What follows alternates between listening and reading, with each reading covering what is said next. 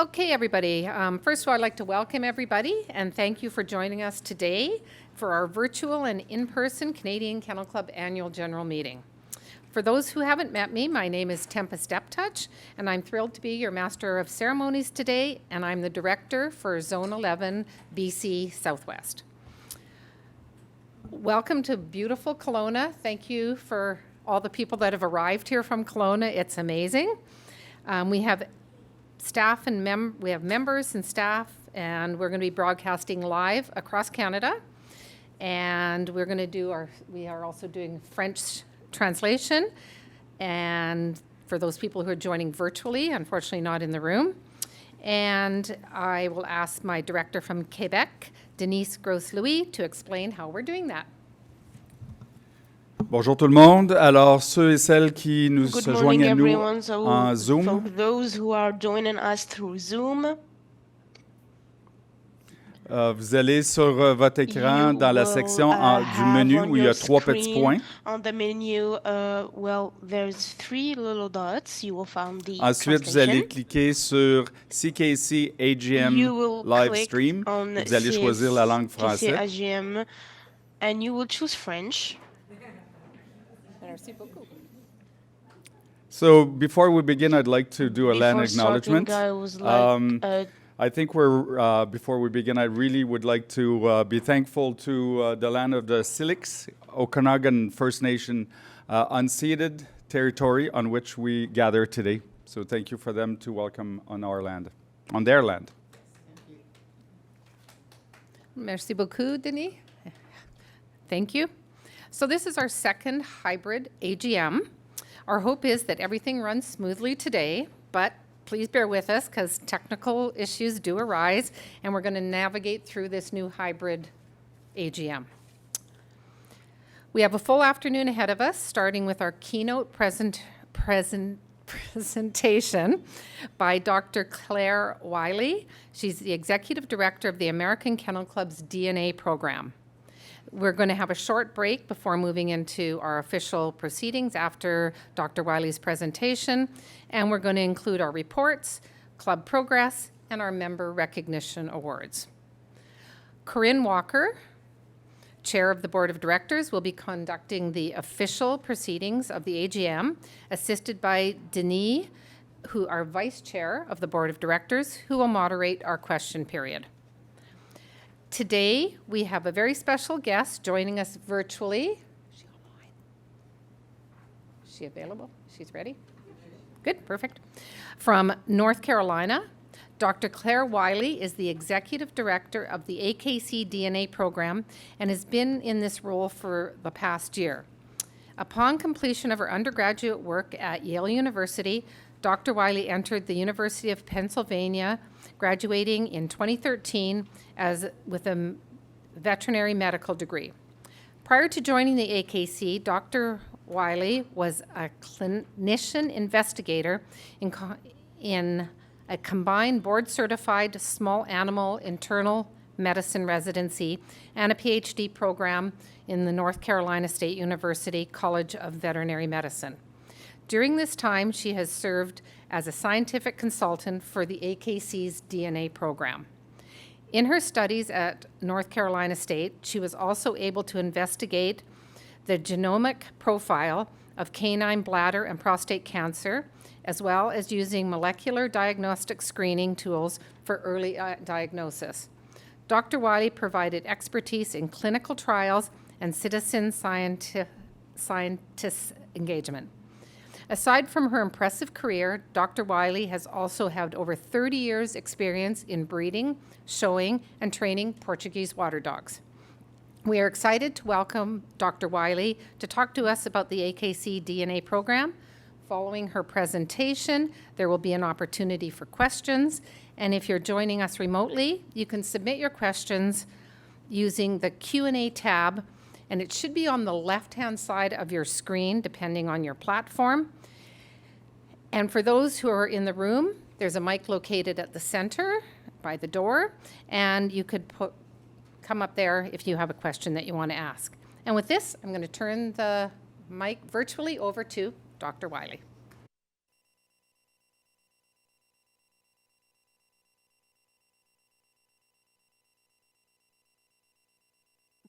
Okay, thank you so much for that wonderful introduction. It is an honor to be here on this wonderful, beautiful Saturday afternoon. I'm actually in a hotel room in Portland right now. I'm at the National Animal Interest Alliance, so please bear with me if there are any technical difficulties. But thank you so much for the opportunity to speak, and I'm really excited to share with you the future direction of the AKC DNA program, what we have currently going on and where we hope to bring the field, and how the Canadian Kennel Club can potentially collaborate with us. And there'll be a lot of pictures of Portuguese water dogs because that's my breed and that's what I like to include in my presentations. Oh, hold on. Okay, so today we're going to be talking about, I'll just give you a brief introduction, and then I'll give you an overview of the AKC DNA program as it currently stands today, where we focus on unique identification for parentage verification. We're also very close to launching health and traits testing. I'll also discuss the future plans and visions of our program, and then the potential for a CKC collaboration. So Meredith already gave me a really good introduction, but I just wanted to share with you that I was one of those dog show people who, you know, my mom brought me to the dog shows in a stroller. I grew up in the whelping box. This is my little picture of me in Canada with the pugs. I went to a dog show in Canada and it was the most wonderful thing because I had this Portuguese water dog that was super unruly and ruined my dress. And I was able to walk up to somebody and just get a pug. But basically I've been part of the dog show world in many capacities. And I have also done training. My dog was a therapy dog. I also got water work training. So I'm really kind of part of the fancy. And also as Meredith described, my educational background, I went to Yale University for undergrad and have a pretty solid interest in small animal internal medicine and genetics. So today I really want to talk about focusing on what breeders really need. This is pretty basic, but whenever you're asking kind of what people are needing, it's good to go back to the basics. They really need tools to help breed better dogs, right? And breeding a better dog comes down to things like health. Health is probably one of the most important. Structure, temperament is super important because if a dog can't fit in with the family, then, you know, it's also not going to be successful in a pet home. And also performance. Are they able to do what they were bred to do and help in the working dog world? A lot of this really comes down to excellent record keeping on behalf of breeders as well. So how does the AKC DNA program help provide some of those tools? We are now at the point where we have two core main offerings. So for over 25 years, we've been offering the unique identification and parentage verification that AKC DNA is known for. And starting this summer, we're going to be launching health and traits testing. So I'll just talk a little bit more about those things. So our identification and parentage verification, almost 25 years now, we developed an internal database that assesses parentage on every single DNA sample that's submitted. We started with a panel of 13 short tandem repeats, and we most recently changed to something called SNPs, single nucleotide polymorphisms, and we look at 200 markers. So every dog that is submitted through the AKC DNA program gets a marker panel, like a genetic identity for that dog. It then gets checked in the database against all the other samples in the database to make sure that the sire and the dam are actually the true parents. We have almost 1 million samples in our database to date, and we're actually the largest canine database in the world. This aids in record keeping. It also can help provide the service of multiple sired litters. When we first started, we had an error rate of about 10%, and we have gotten that down to 2% with this, to less than 2% with this program. And not all of that 10% error rate is fraud or people intentionally trying to register the wrong, like dogs under the wrong parents.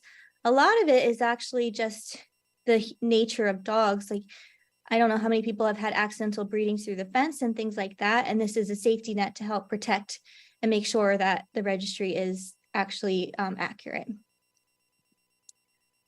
As we venture into health testing, we're really hoping to take that core mission of protecting the parentage and providing an additional service to breeders. We're hoping it will be focused. on what breeders really need to be focusing on. A lot of the health testing out there right now are these large panels of over 250 markers, but they might not all apply to the individual breed that somebody is concerned about. We are going to follow our parent club recommendations to help keep that information focused. And I'll get into more of this a little bit more. We're also hoping to be very educational. As DNA testing gets more and more complicated, this is really the key component to interpreting the results appropriately, making sure we maintain genetic diversity. So the AKC is launching a canine genetic counseling center. And it's also going to be reliable. I think this is a place where the AKC can shine. We've already established that we've been using our genetic identity panel to verify parentage, and we are going to include that panel in all of our health and traits testing. Therefore, every health test will have that internal validation that the dog you're testing for is actually from the same sire. So it links the health testing to identity, and that is unique to AKC. So just when I was talking about the parent club recommendations, the AKC has gotten together with the parent clubs to develop these health statements where the parent club reports to the AKC what they deem the most important health factors to consider for that breed. That includes all of the recommended health tests, not just DNA. So for example, for Portuguese water dogs, they recommend hip evaluations to look for hip dysplasia, optogen DNA tests. It's usually, PRA, which is PRCD, GM1, JDCM, those types of recommendations. We have been collaborating with the CKC to kind of make this synergistic between us, so that will be really useful in the future. Our procedures are pretty straightforward. If anybody's done AKC DNA through us, we use cheek swabs. And that's going to be the same for our original panel as well as our health testing. We had updated the system back in 2020, 2021, so that everything is activated through an online portal. And that also improved customer delivery because things are getting shipped directly to the lab instead of to AKC. We do have a new interface under development for 2024 that's going to be a bit more user-friendly. Our genetic counseling center, we're really hoping to become some of the leaders in the field in this area. We want to make sure we help breeders interpret results and make smart decisions. So it's going to be comprised of registered veterinary technicians as well as veterinarians to provide non-judgmental advice and to really be a source of reliable information. Just because a dog tests positive for a DNA test, it does not mean they're going to go on to develop the disease and things like that. We need to make sure we're providing appropriate recommendations. Our goal is to provide information, but the decision is up to a breeder. We will not tell breeders what to do. Our future plans, we're going to have this integrated with CHIC and OFA, so that gets updated automatically, but people will still have the option of whether they want it open or closed. We are going to have more assistance with parent club health statements and questionnaires. For example, with the Portuguese water dogs, their health statement still says optogen, and we want to make sure that it's up to date. So optogen was acquired by Wisdom, and so that test technically does not exist anymore. So we need to make sure that people are using the appropriate nomenclature so that dog owners and breeders and everybody knows which specific PRA they need to test for, that type of consistency. And AKC really has an educational responsibility to help breeders. We are also hoping to go to low pass sequencing on every single dog in the next couple of years to provide a lot of information that we can then use in academic collaboration for canine health, as well as academic collaboration for comparative health and canine research. So I'm just going to elaborate a little bit more. For education, AKC already does have free classes on the Canine College, AKC's Canine College, and we're going to offer more genetic classes there as well. We have been doing breeder symposiums.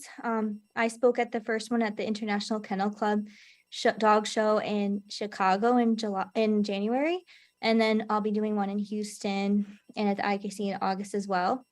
And we're also looking into CE credits for registered veterinary technicians, at least that's in the United States, but kind of having the vision that we can be educating everyone to try and give better advice to breeders.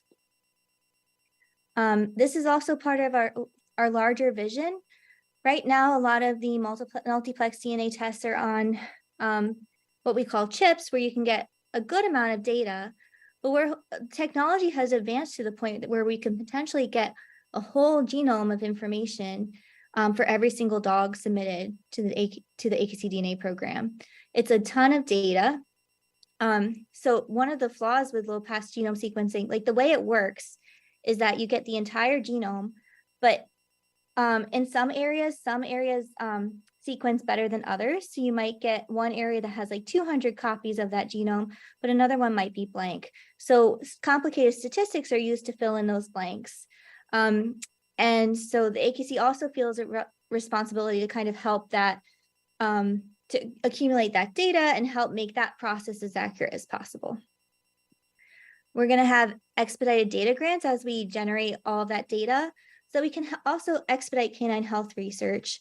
We'll have an academic review board similar to the AKC CHF, so they'll have grants, like financial grants to people, and we'll have academic, like data grants to academic researchers.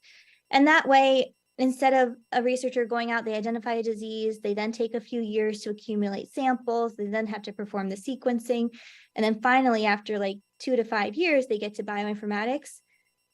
We're hoping that if we have the data generated, when somebody says they want to study this disease, we can say, here are the whole genome sequences of these dogs, and you can go straight to bioinformatics. So we're really excited about that vision. As we generate more and more data for the DNA, it's really important as time goes on to also build the capability to integrate that with pedigree. I think we can do that very well as the AKC and CKC because that's pretty, standardized in our database. But also not forget the phenotype component, whether they win titles, how good they are with kids, are they able to perform the task that they were bred to perform, what are their health testing throughout their health records throughout their entire life. And again, that's kind of that key point where we can tie that health information with this whole genome sequencing and again, expedite canine research. AKC is a not-for-profit company, so we do have the ability to offer a health product at a price that is competitive and beneficial to breeders, but then also take those proceeds and put it back into our services like genetic counseling, also our academic research, like this type of looking at whole genome sequencing and really just helping breeders. We're also looking into potentially advancing even further and looking to the future of genetics. So there's a lot of genetic disease, but we're kind of at the point where it's almost like there's more environmental triggers to think. The types of disease that dogs get most, like across the board, are like epilepsy, cancers, immune-mediated conditions, allergy, and that all has environmental components. If it were just genetics, we probably would have found the answer right now, like the low-hanging fruit. So we've noticed that pets and people have a shared environment, and we can potentially use dogs as sentinels for human disease. The literature has demonstrated that dogs are exposed to the same things that people are, such as indoor air, dust, and complex chemicals. So kind of looking to the future of the next idea of canary in the coal mine, canine on the couch. And Mark Dunn actually spoke, our executive VP of AKC spoke at the National Academy of Sciences about how we can use pet dogs as sentinels for disease. So this is just all part of our larger vision of integrating our phenotype, our DNA information, so that we can start to really sink our teeth into the future of where canine health research is going. So then how can the AKC and CKC collaborate to maximize potential of our efforts? Practically speaking, the AKC has over 20 years of experience serving purebred dog breeders, and parentage, our parentage verification service is unique to AKC. We already have the infrastructure in place, and it would be relatively straightforward for CKC to kind of use our efforts and not duplicate them. They can API into our system, and we can still keep it separate so that they have CKC maintains ownership of their data, but also, there's so much collaboration with AKC and CKC right now with dual registries. It would also make people's lives a little bit easier. Our health testing is with a Canadian lab, so people would not have to be shipping to the United States or something like that. And our health testing is based on Parent Club recommendations, which we've been working on aligning with CKC.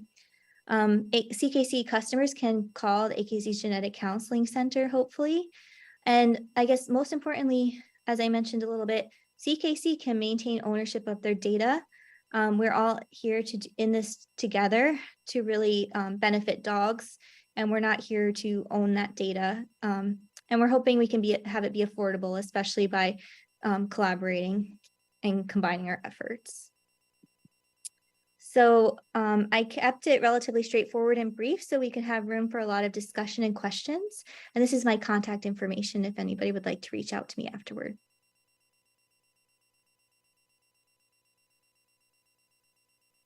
Does anyone have any questions?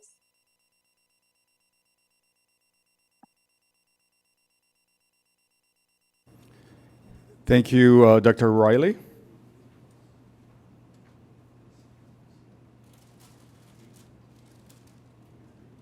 So we are going to open up 30 minutes. Actually, we have until 1 o'clock to ask questions with Dr. Riley.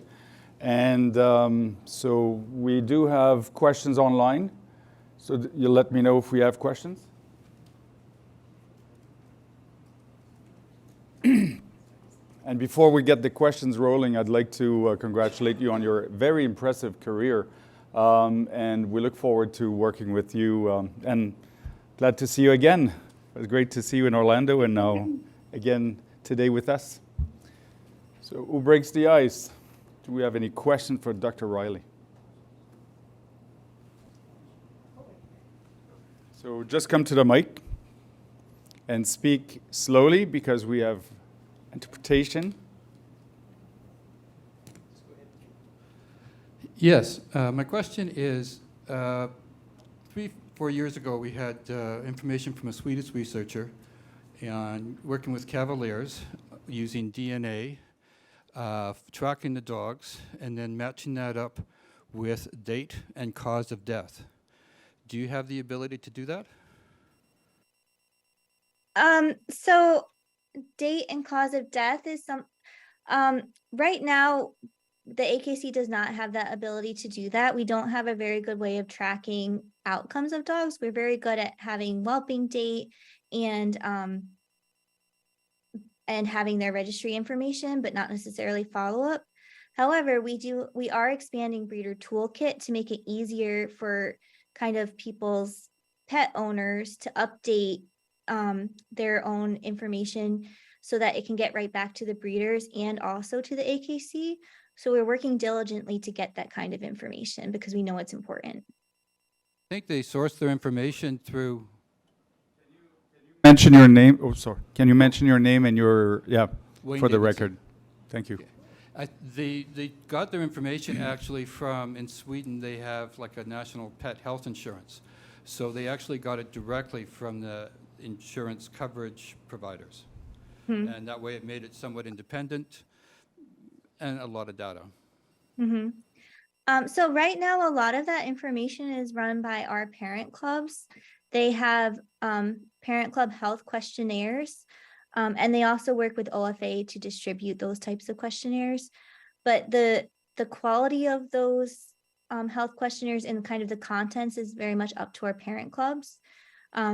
So I am hoping to help guide that so that we can be asking some more consistent questions across the board. And then your point about insurance is also really good because AKC does have pet insurance. So you're kind of hinting at a larger vision that we're hoping to build as we move forward. Thank you. For those at home, if you do have a question, you just go at the bottom left of your screen. There's a Q&A button, and then you can ask a question for our team. And we just have Yes, you can. Hi, Claire. It's Jeff Cornett. Great to see you again.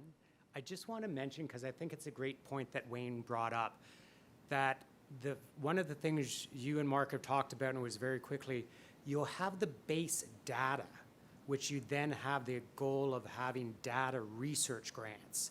So any kind of project that Wayne or any researcher in the US or Canada can apply to the AKC and potentially to Canadian to access the DNA database to do whatever health tests, life tests, whatever. So having the foundation, I think, is a key answer to what Wayne's talking about, which I think is an amazing thing that the US is planning.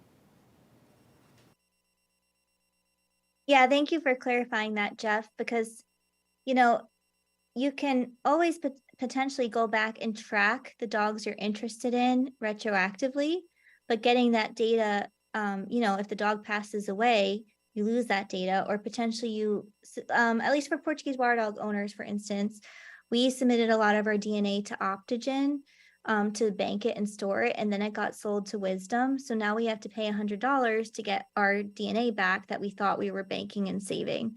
So this is a huge problem of standardization and making sure that we have access to samples over the years as new health problems become a problem. And so Jeff is exactly right. We're hoping to have the data stored so you don't have to worry about finding a 20-year-old DNA sample in the freezer.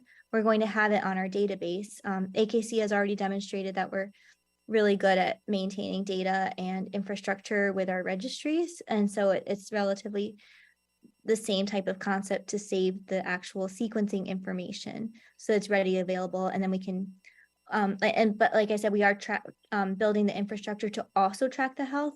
But Jeff said absolutely right. Like if we have that data available, we can also do it retroactively. We do have a statement though on, it's not a question yet, but it says, just want to say this is brilliant and exciting from one of our members abroad. So, good. Any more questions?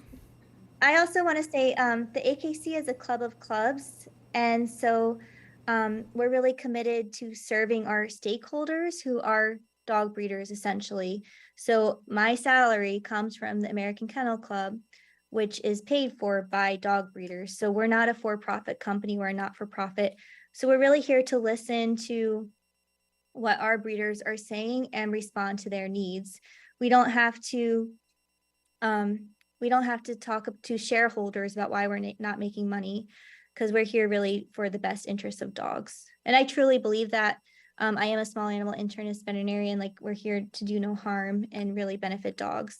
And I think the CKC has similar interests in that regard. So the next question is probably for Jeff and or for Corinne as our chair. And the question is regarding integration of AKC database with OFA SHIC. Would this be one shared database or separate databases for AKC and OFA SHIC for all the same information? Who would manage a joint database? Well, I can speak to that really quickly. To begin, and Jeff can answer specifically for CKC.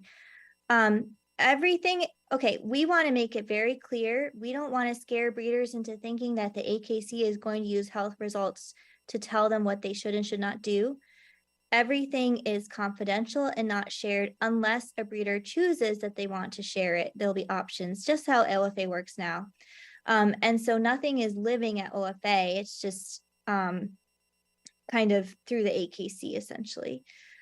I think that kind of, and then also we'll have to work out the logistics, but we can, we'll probably share AKC and CKC data just because there's a lot of co-registration, but we're going to make it very clear what is CKC's data versus AKC, so that in the future, for some reason, if CKC does want to leave and go on their own, they can just take their data out of our database and use it in the future. So.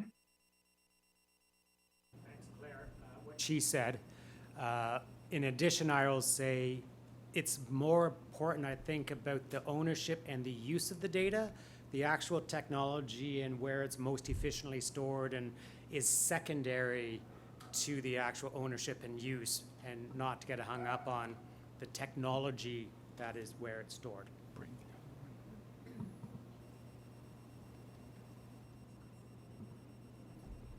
Yeah, it might make sense for AKC to store it and, eventually have the ability to give it to CKC in the future. Like that's something we can work out with contract negotiations and things like that. Good. We have another question from the online members, so Rhodesian Ridgebacks, are expected to be tested for early onset adult deafness, EOAD. Wisdom doesn't test for this, but Embark does. How will using Wisdom allow breeders to have that information to prevent disease? Will we have to test with both companies? That will be expensive. Thank you for your wonderful work. So I'll clarify from our perspective. Right now, unfortunately, we do not offer that test, but I did get some validation samples so that we hopefully can offer it very shortly. Our health testing right now, we are trying to provide everything that is recommended, but we're not perfect. But we're trying to expand every day. We will have two options for our product here in the United States. We'll still have the $50 test as it currently stands for just the genetic identity and parentage verification. And then that'll be $50. And then we're also having the health testing. We're pricing it at $129.99, but it includes the genetic identity parentage markers. And then we'll potentially have discounts for that for bulk orders and things like that. So at this point, I mean, yeah, I don't think we have what Rhodesian Ridgebacks would be recommending, but hopefully that will change in the future. And also you can still buy just the genetic identity. You don't have to buy the entire package. So you could just go with Embark and also buy our genetic identity if you need it for like frequently used sires or for any type of other requirements that you would, multiple sire litters. But again, we're trying to expand our offerings as much as we can so that we're useful. Oh, and we're not requiring that you use the AKC DNA test. It's the parent clubs who are requiring the recommendations. We're just offering another service so you can get what you need from another company. Good. For the record, Annette, the question was from Jan Mabey from Roseburg, Oregon, USA. Do we have another question? It's coming. Okay, now we have I can't see the name, it's off the board. Joanna. I know it's from Joanna.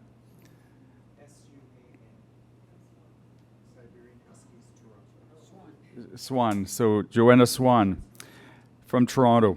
So the next question is, what would you say was the most essential component to establishing this genetic database? The most essential component to like our health testing database. I mean, I think in general, validity is really important. Having a company that you trust. We've been working with our service provider for over 25 years. We have looked into using other service providers and they just haven't been able to give us the reproducibility. And so we really have a lot of confidence with our lab and we're really proud of our collaboration with them. So that's been very important. I think the other important thing is like anybody can offer a genetic test, but again, it's all the education. How are we responsibly sharing information about how to use it? And again, that's very much working with parent clubs. I think there's some frustration right now about working with the for-profit companies. I know some of them, like speaking of Rhodesian Ridgebacks, they add recommended tests to their Rhodesian Ridgeback panels without even consulting the parent clubs, and that can be very frustrating for breeders. I know that some people also disagree with the breed-specific health tests. So the most important thing we're doing is helping to provide some context to what our parent clubs think are the most important tests, so that people aren't making selections based on just a meaningless number that might not be applicable to their breed. Thank you. The next question is from Mary Barrett. Can you elaborate a bit about the current AKC DNA program? Many of us are familiar with the requirements of testing our sires, but I don't know what else is available and if it's voluntary or required. Yeah, that's a wonderful question. So right now our AKC DNA program is predominantly regulatory. So as you mentioned, there's a frequently used sire component that most people are familiar with. So if a sire has had 3 or more litters in a year, or 6 or more than 6 in a lifetime, we require that that dog has DNA on file. And that was just, we had to start somewhere with helping to make this possible. We also require DNA on all of our foreign import dogs. If you have frozen semen, or fresh semen that's shipped like off-site breeding, we require AKC DNA on file. And those are kind of the big ones. We do also use it for regulatory complaints. So if somebody, is concerned, like for example, there was once a complaint that somebody put 2 litters together and they weren't sure who the dam was. We as AKC do have inspectors go out and swab those dogs and use the DNA to help determine parentage and check for any mistakes. We also offer the service of multiple sired litters. That used to be $200, but the board has recently decided to waive the fee. We don't want to discourage people from doing a multiple sired litter now that technology has advanced to the point where sometimes it's smart to use 20-year-old frozen semen from one dog, but then back up with another to make sure you get puppies. There are a lot of reasons why responsible breeders do want to use that. The other option that is not regulatory, that's just voluntary, as you mentioned, is that a lot of our parent clubs require them in certain situations. So there are some clubs that require all of their breeding stock have AKC DNA on file. There are other dogs like the Vizsla Club, German Shorthair Pointer Club. They require a dog have AKC DNA on file if they are showing in the nationals. So basically beyond our regulatory component, there are some parent clubs that do use it voluntarily, essentially, and anybody can submit it. It's the strength of it is based on the size of our database. So I hope that answers your question.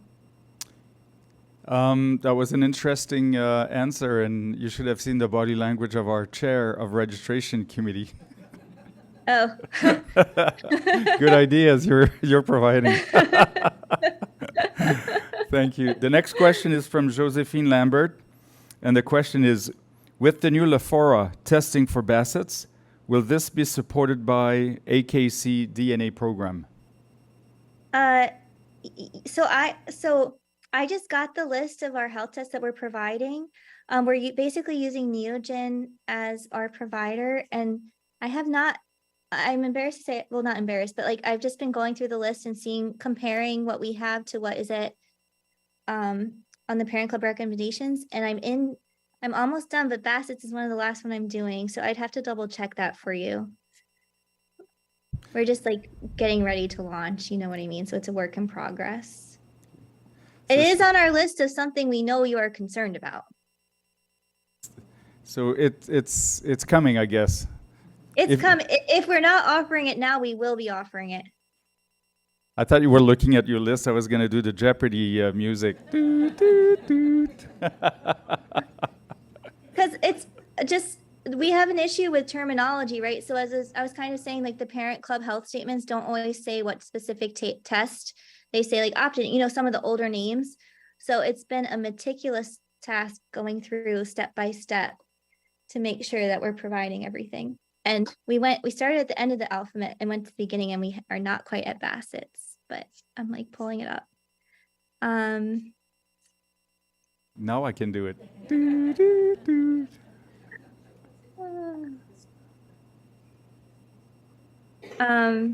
I don't think we have it, but I need to figure out why, because it might be an easy add. So I will get back to you on that, because we are, it's on the technology and we just need to provide more validation samples. So it's a work in progress. Excellent. Thank you very much. The next question is from Margaret Jones. As a breeder who already does DNA testing with Embark, will I be able to send this information to CKC to be kept on file /pedigree? ? No, it's thrown at CKC.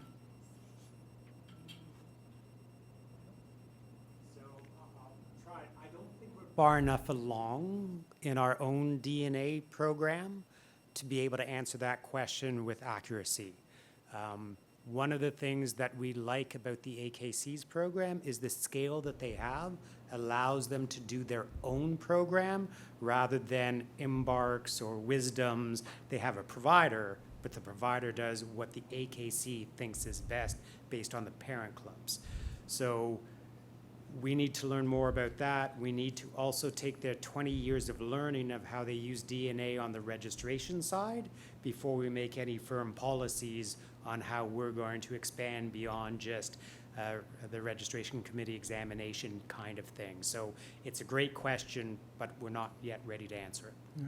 I think we'll bring that question to the list of follow-ups for the next board, because that will be an interesting policy conversation for the next board as the partnership with AKC is firming up and good. Can I follow up? Yes, you can. And Claire has said it, but again, AKC and CKC are similar in that we're not-for-profit mission-based organizations. Embark and Wisdom and the other ones are for-profit, which means their profit bottom line is what drives their motivations. So I think it's important to understand why our partnership, potential partnership with AKC is of such interest to us as compared to going other areas, and we're too small to do it on our own. Thanks, Jeff. I also want to point out that the for-profit companies are not very good at sharing their data. So yes, like it would be relatively straightforward for you to share your results with the CKC, but that's like 200 and something markers. Whereas in their technology, they're getting hundreds of thousands of markers and they're not going to share all that information with us. Whereas we will be getting that information or CKC would be getting that information and owning it. So you're getting a lot more markers that can be useful for academic research. Embark and Wisdom and other for-profit companies aren't going to be giving that up. Typically they don't. I mean, you could always have a private conversation with them, but I know France has been working with Wisdom and they've been pretty limited about the data they've been sharing. And again, that's because of their for-profit interests. That's an interesting point to make. The next question is from Marie, but I just can't read the family name because it's off the board. But I think the question was just answered. Will AKC be sharing DNA information with IPFD or other organizations which seem to have the potential to be using the information against purebred dog breeders? That is a wonderful question. So the whole reason I suggested the structure of academic data grants is exactly for that reason. We don't necessarily want to make all of our data public. Like that would be wonderful. We're not trying to hide anything. But you're right, we have to make sure that we kind of protect ourselves from people who don't have the best interest of purebred dogs at heart. And that's why we'd have an academic review board and making sure we use our data responsibly. That being said, like as best you can do, unfortunately, data is data and we can't always control it. I'm sure a lot of people are familiar with the breeding ban in Norway on French bulldogs and Cavaliers. And so a lot of the bulldog information behind that was based on coefficient of inbreeding from a Patterson study out of UC Davis, where he collected dogs of different colors. And then also it was under the pretense of a color study, but then he also published information about coefficients of inbreeding, and that was used against purebred dogs to ban bulldog breeding in Norway. Luckily, they were able to get that reversed, but they weren't able, I don't think they got the Cavaliers reversed. But the point is, like, even the best meaning research studies, like from academic institutions, the data can still be used against purebred dogs. And I mean, I think that question hit the nail on the head of why this initiative is so important. What company out there right now, what academic institution has the best interest of purebred dogs at heart? I can't name any, and that's why the AKC is entering the game, because we need to protect the heart of our organization. I guess we have live information to complete the question and the statements made. So Mark. Hi Claire, it's Mark Rolski. I'm on the board of directors of CKC, but in my day job, I'm also the CEO of International Partnership for Dogs. So it's been brought up a couple of times, and I was trying not to speak, but I'm going to speak. We are no different than CKC and AKC in the sense we're not a regulatory body, but we are not against purebred dogs. I don't know where that has come from, so that's misinformation that's out there. We share information with all of our organizations across the globe. And we also share information on our website, which is dogwellnet.com, which gives a lot of information about what's available from all companies and organizations about DNA testing for specific breeds and for specific health issues, with no bias against any group, whether it be AKC, Embark, Wisdom, or Yvette, any of the organizations that do genetic testing. We also work very closely with all the genetic test providers globally who share their information and their science with us. I guess the best way to describe the work that we do, just to clarify it, is that we're kind of like a litmus test, and we hold the genetic testing providers to be honest with information about the science behind the tests they provide. So as an example, and I'm not a scientist, but if there's an example, they're saying that we do a test for this disease or this marker, we won't publish it on our website if the science is not there to back it up. So genetic testing providers can't just say we're doing this without backup, and Claire mentioned that as well as being, that's really the core of making sure that this is ethical for all of the breeders and everyone globally, is that the science has to be there to back it up. So I just wanted to clarify that IPFD is not against purebred dogs at all. We work, and our board is made up of all kennel clubs that are all over Europe and also Canada. So it's an honest organization, and I don't know where this myth has become that we're anti-purebred dogs, because it doesn't make any sense when our members who pay our bills are all registries from around the world. So thanks. And also, Mark, thank you for clarifying. I didn't mean to imply that I personally didn't mean to imply that I think IPFD is against purebred dogs. I was just trying to say the main vision, but thank you for clarifying. I didn't mean to cause any offense. No worries. Yeah. Wasn't. Good. That's why communication exists. Clear things out. The next question is from Ainsley Mills. UC Davis has an extensive genetic testing program through their veterinary genetics lab and many breed-specific DNA panels to test for multiple genetic concerns.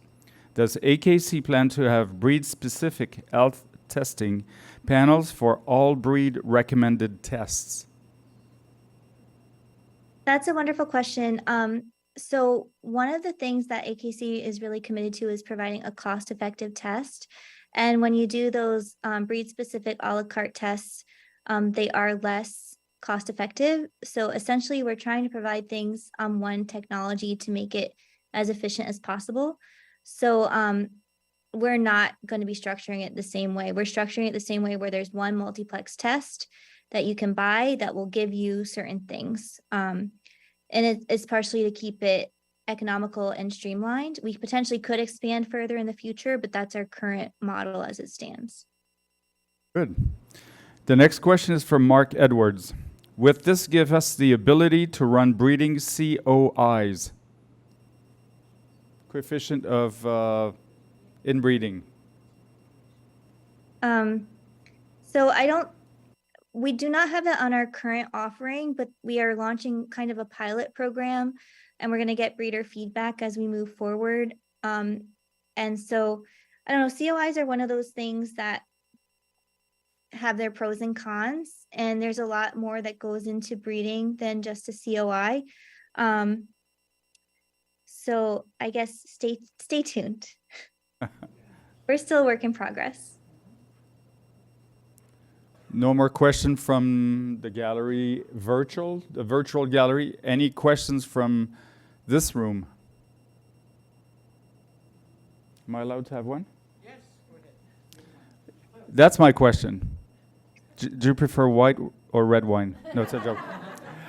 My question is, it's important to protect the data, to protect the information, but at the same time, as breeders, to know when we're using sires and dams either on rental or going into the research to select our mates, we need to have some kind of information. So how are we going to be able to balance that information, since most of the imports in Canada are from the US at 60%.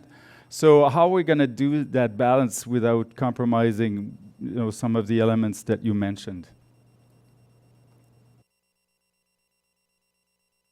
Is that for me? I'm sorry. Yes. Okay. I mean, I think the AKC DNA program is not here to reinvent the wheel or cause unnecessary concerns. So the United States already does have the OFA and the chick registry. And so we aren't here to upset that. So we were just going to be integrating with them. We can certainly have other conversations about that. We're very open to a broader collaboration with AKC, with CKC in terms of data sharing. So I think we can have those conversations. Good. Oh, triggering interest now from. I mean, I think the AKC and like Mark Dunn in particular has a large vision for like a North American partnership to kind of help standardize and make things a bit more cohesive. So we're open to those discussions. Good. We have Leanne, one of our board members. Hi, Claire. Nice to see you again virtually. Thank you very much for your presentation. I have a question. It's a little far-reaching out there, and it may be something that is in the future. As purebred dog owners, breeders, etc., we try our very best to breed healthy dogs, which is why we do DNA testing, which is why we do health testing. If you look for things, you will find them somewhere down the line. I know there was a study done in Europe several years ago that took a large number of dogs, almost equally split purebred dogs to crossbred dogs, to determine DNA markers for propensity for certain diseases, conditions, etc. Are you planning to ever take our data and do some DNA testing on crossbred dogs to do a comparison? Right now, breeders of purebred dogs face this, and we all know it's false, but this belief that purebred dogs are unhealthy, crossbred dogs are infinitely more healthy. Can you tell me if there are any plans for the future to just put some actual science to that and give a true answer to that? Sure. So one of the wonderful things about this program is that we can make it whatever we want. So if that's an interest of yours, and you know, I think that's a very good interest of everybody's, we can certainly look into making it happen. Right now, short-term goals, no, we do not have that planned, but that's because our DNA program is predominantly focused on breeding dogs.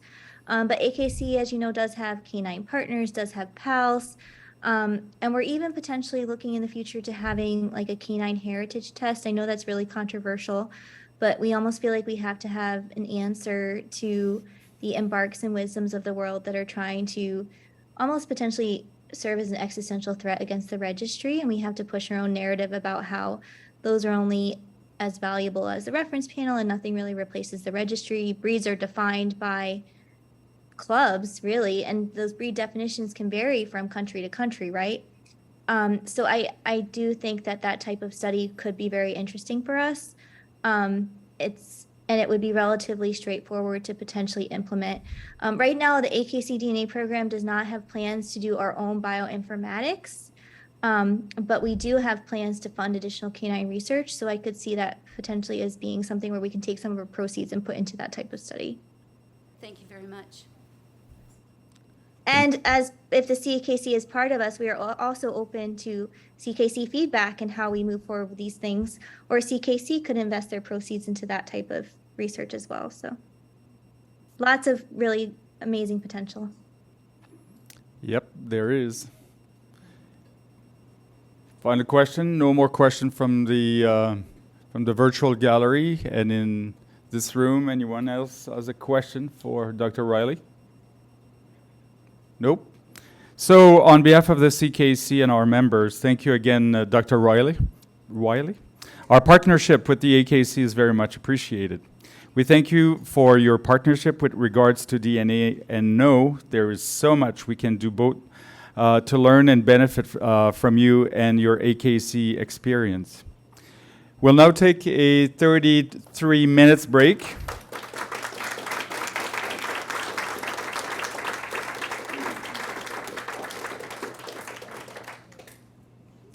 So we'll now take a 32 minutes break. So if you're in with us in person, coffee and tea is available. Tempest would call us back to our seats when it's time to return to start the formal AG annual general meeting. We won't be taking a break once the AGM starts, so stretch your legs, enjoy some refreshments, and we will see you back here at 1:30 p.m. BC time. Don't be late. Thank you.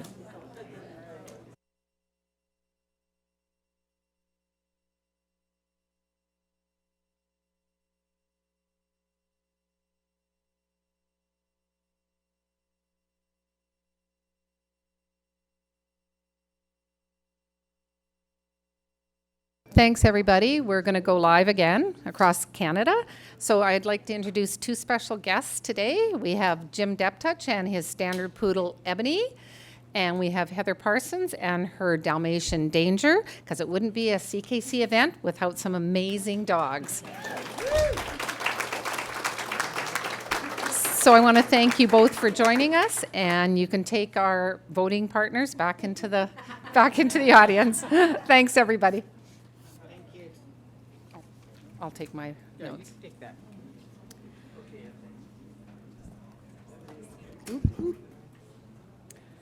Okay, this is my attempted French for you. Bonjour. Good afternoon. That's about as far as it goes. You got to see me judged in Quebec. It's not pretty. It's my ultimate pleasure to call the 2023 Canadian Kennel Club Annual General Meeting to order. Today's AGM will last approximately 2.5 hours. But just before we get started on the business of the meeting, I'd like to ask moderator Denny and MC Tempest to go over some housekeeping items. Denny, you're on.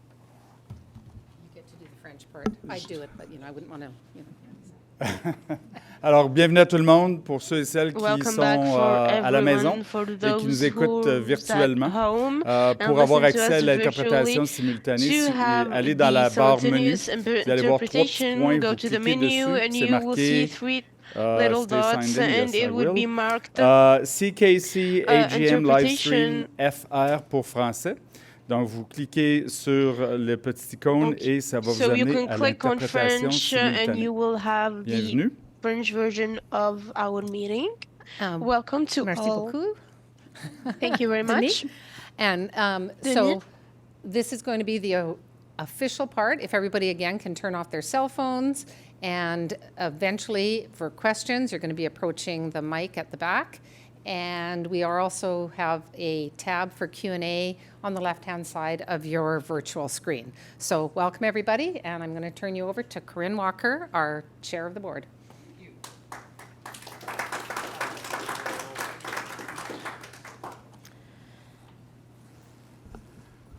Tall. As Tempest mentioned, I'm Corinne Walker. I have the honor of representing Zone 8, Manitoba, and I'm your chair of the board of directors. Joining me at the head table today are your directors and our executive director, Jeff. I'd now ask the head table to introduce themselves, starting with Zone 12 at the far end of the table. Tammy. No. Hi, guys. So my name is Tammy Lucia, and I am your director for Zone 12, and I'm so excited to see so many of you from my zone attending our AGM. Zone 12 covers from Chilliwack up through the rest of the BC interior and into the Yukon. We have a very large area. It took me 2 days to get here. I'm so very excited to be able to put a face to some of the members that I've only talked to on Facebook or via email.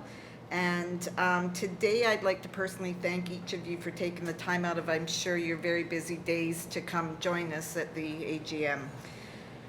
I hope some of you have questions that you'll get up and ask, and that your board will be able to give you a little bit of an inside peek about what we do. And I'd also like to thank the rest of the board and the staff who have worked tirelessly with me to get this AGM going in Zone 12. So thank you. Let's have a great meeting, and thanks for coming.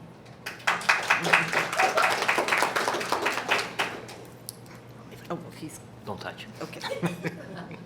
Hi, I'm Peter Scott, Zone 6 Director. That's Ontario West, or realistically Ontario Southwest. To thank everybody for coming and thank the people at home watching. I hope you find this interesting. Thank you. Good afternoon, everyone. My name is Leanne Bateman. I am the Director for Zone 10, which is Alberta, Northwest Territories, and Nunavut.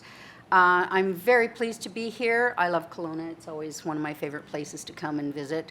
And thank you to all of our members that are here today, and thank you to all of the members that are with us virtually.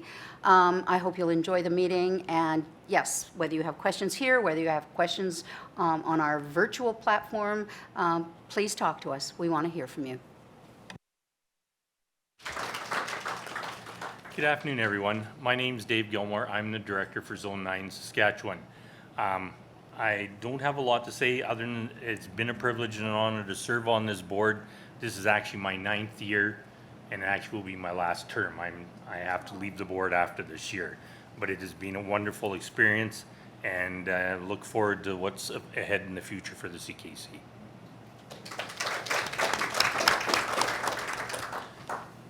Hi everyone, my name is Mark Ralski. I'm from Zone 7, which is basically GTA, or the Southern Horseshoe area of Ontario. This is my first term on the board. I've been on the board for 3 years. It's been an interesting first 3 years. I'm looking forward to hopefully another 3 years. We have a lot more to do. Really wonderful welcome here in Kelowna, and thank you for inviting us and bringing us here. It's a beautiful, beautiful city. And we're really happy everyone is online and joining us. It's important for us to all get involved and say something and be part of it, because this is a sport that we all love.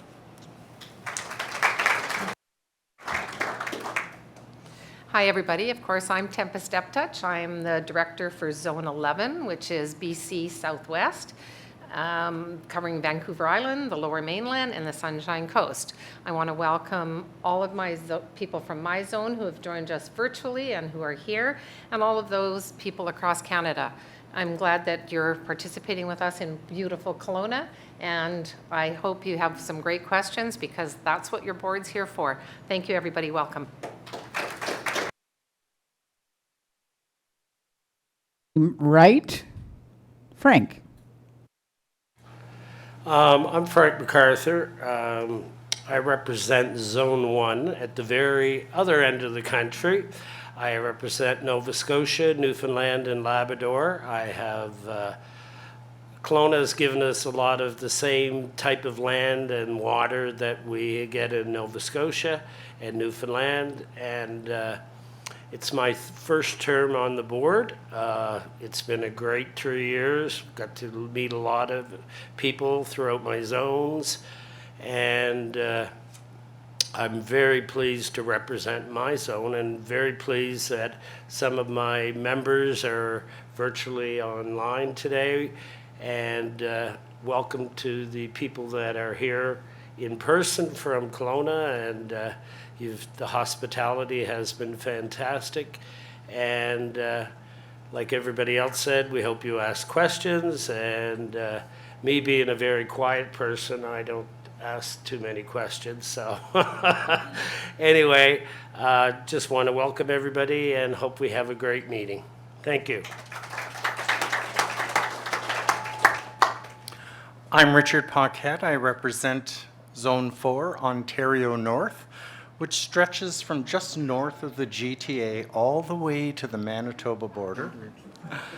We're here in Paradise, enjoying the great hospitality of all the members here from the Kelowna area, and I want to thank Tammy for inviting us here, and obviously always thank you to the hardworking staff who make these events all possible.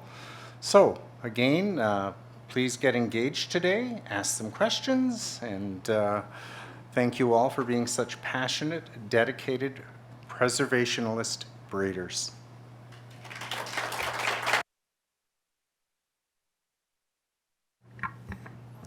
Alors, bonjour tout le monde, Denis Gros-Louis, directeur pour la zone 3 Québec, Hello everyone, aussi vice-président du conseil d'administration. Vice Chair of the Board Zone. Merci à tous ceux et Free celles qui sont à la Quebec maison, qui thanks écoutent you for everyone who l'Assemblée is present générale with us annuelle en today ligne. C'est and très listen to important. the General Vous avez Assembly le service online. It's so d'interprétation, donc on en important profite. for us. You So again, have Denis the Gros-Louis, I'm the interpretation. Director for Zone 3 Quebec, and I'm also the Denis Vice Chair of Gros. the Board. And I want to say thank you to the staff. It's a lot of work to put those AGA together. Thank you, Jeff. And have a great time.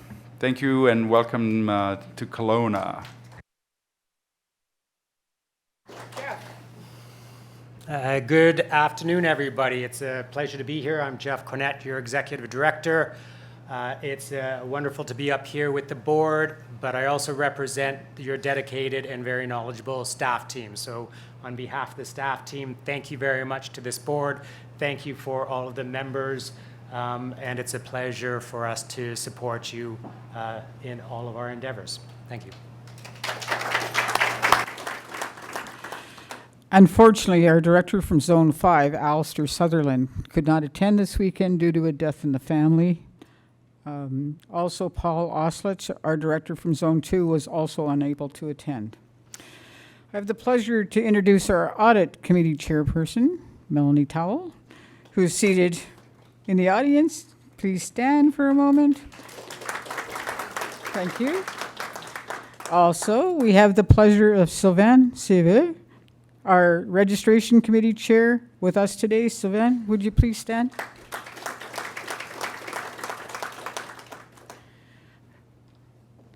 I'd like to welcome all of our members who are attending today. Your participation in this meeting reflects your dedication to ensure that we, the CKC, remain responsive and effective in dealing with matters on your behalf. For those of you who have joined us virtually, thank you for taking the time out of what I'm sure is a busy start to the shows and trials season. For our local members who are here in person, thank you for making the trip to be with us today. We're happy to be here and experience beautiful Kelowna with you. Before we start the business of today's meeting, I'd like to ask for a moment of silence in memory of the members in our community that we've lost since our last AGM. Our deepest condolences go to the family and friends of those who are no longer with us.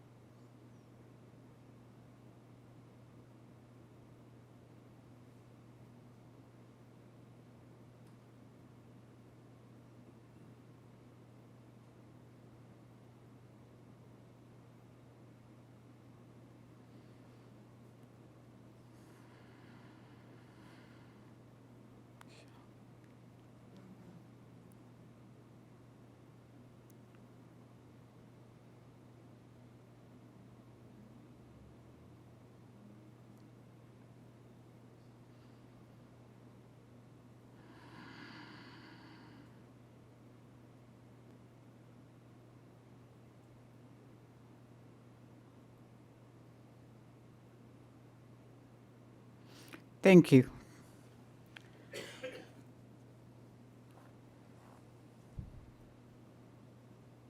Thank you. Our first item is the approval of the minutes of the 2022 Annual General Meeting. These minutes have been reviewed by the board and were previously posted on the website for the membership. As a result, no notice of errors or omissions were received.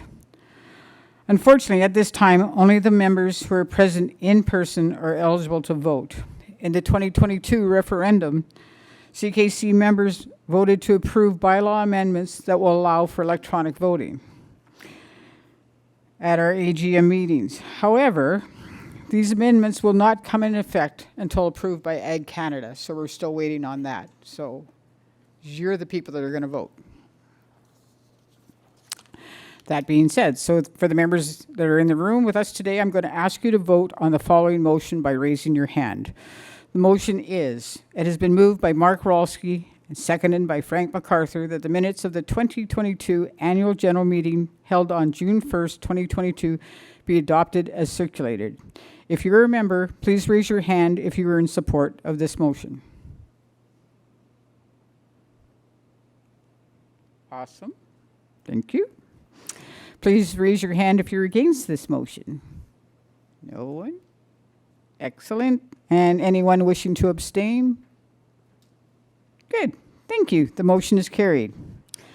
Regarding correspondence, there was no correspondence received for this meeting, so we'll move on to the next agenda item, which is our audited financial statements. So I'm now going to introduce our auditor, Marcus Sconsi, who is a partner at BDO.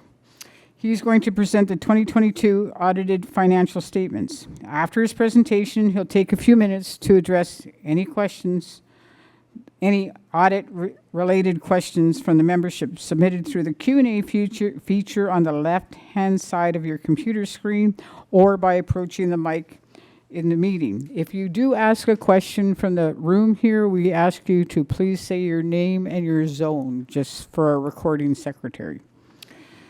We also have Melanie in the room who can assist with any questions as well. Comprised by member volunteers, the audit committee works tirelessly through the year to assist CKC and board, advising on areas of financial policy development, assessment of control environment, and reviewing financials. So a large thank you goes out to them for all their efforts over the past few years that were dominated by the COVID ups and downs. Marcus? Good afternoon, everybody. Hopefully everybody can hear me.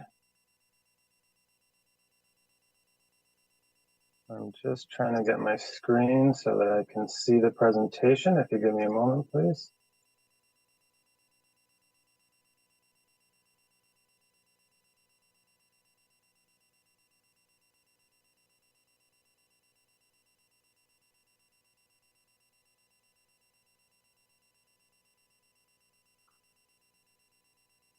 There we go.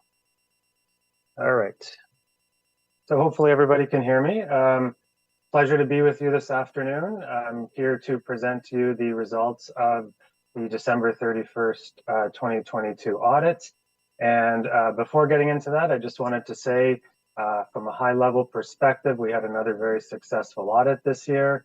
And that's in large part due to the tireless work by the finance team at CKC under the leadership of Jeff. And I just wanted to thank everybody. I know not everybody is in attendance today, but I just wanted to extend a heartfelt thank you from the BDO team for the effort that the CKC team put in this year, as they always do, to assist us with the audit. So what you see up here is just an excerpt of the auditor's report, which is a clean or unmodified opinion, which means that we carried out our audit as planned. We didn't encounter any issues. And as a result, we were able to sign the auditor's report and issue it in, as I said, an unmodified way, which is exactly what you want to see. As I always say, you want your audit to be uneventful, and your audit was uneventful, so that is good news. So if you could please advance the slide. So what I'm going to do is I'm going to go through some of the key pages. I'm not going to cover everything, but of course, if there's questions, I'd be happy to answer them on any aspect of the financial statement. So the first page you see here is the statement of financial position, which is sometimes referred to as a balance sheet in the for-profit world. And this shows you a summary of the assets and the liabilities that CKC had on hand at December 31st, 2022, with comparative balances for December 31st, 2021 for reference purposes. A few things I wanted to point out. Firstly, if you focus on the first two lines under the current assets, cash and short-term investments, those total about $3.97 million, which shows a continued strong liquid asset position of CKC, which is very important because that provides flexibility for future investment, for future operations, and for any other strategic endeavors that may require cash flow. So that's always great to see. Going down towards the bottom of the assets section, you see the capital and intangible assets. They've increased by about $711K up to $2.17 million. This represents items both capital and intangible in nature that CKC is using for operations that have a useful life of greater than a year. The significant increase here is mostly due to ERP-related costs, so for the system that is being developed, and it is offset by amortization expense. So you can see the new spend of 979 less the amortization of 268 gives you that difference of 711,000 year over year. Going down into the accounts payable section, you'll notice that there is quite a significant increase of about $537,000. Accounts payable is one of those items that does tend to fluctuate every year based on the timing of both invoices being received and payments of invoices that have been received being made. And generally it does go up and down as a result of that, but there's nothing of note to point out or to be concerned with in that respect. Going down to the next line, deferred revenue, you can see it has jumped from 560 to 827. So that's an increase of about 293K. And that is largely due to the new partnership with Trupanion, which has marketing fees associated with it that have been deferred, and those amount to about $250,000 that did not exist in 2021. And then finally, I wanted to point out deferred leasehold inducement. It's a small balance, but in case anybody is wondering what that is, there's a requirement to smooth out rent expense over the course of a lease. So where there may be things such as free rent periods, other inducements, or incremental increases in rent over the term of a lease, the accounting standards actually require you to smooth that out and record the same amount of rent expense each month. So that's where you park the difference on the balance sheet between the cash rent that is being paid and the average rent that is recorded in the expenses for the year. If you could please advance to the next slide.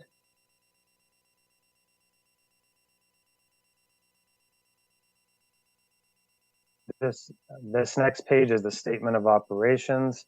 So this statement summarizes the total revenue and the total expenses for the year ended December 31st, 2022, again with 2021 comparatives for reference purposes. A few items to point out. There's about a $500,000 decrease in registration revenue. This is due to, in the prior year in 2021, there was a backlog from 2020 that was cleared, and the registrations are recorded as revenue once they're processed. So when there's a backlog, you have to wait until that revenue or that registration has been processed to record the revenue.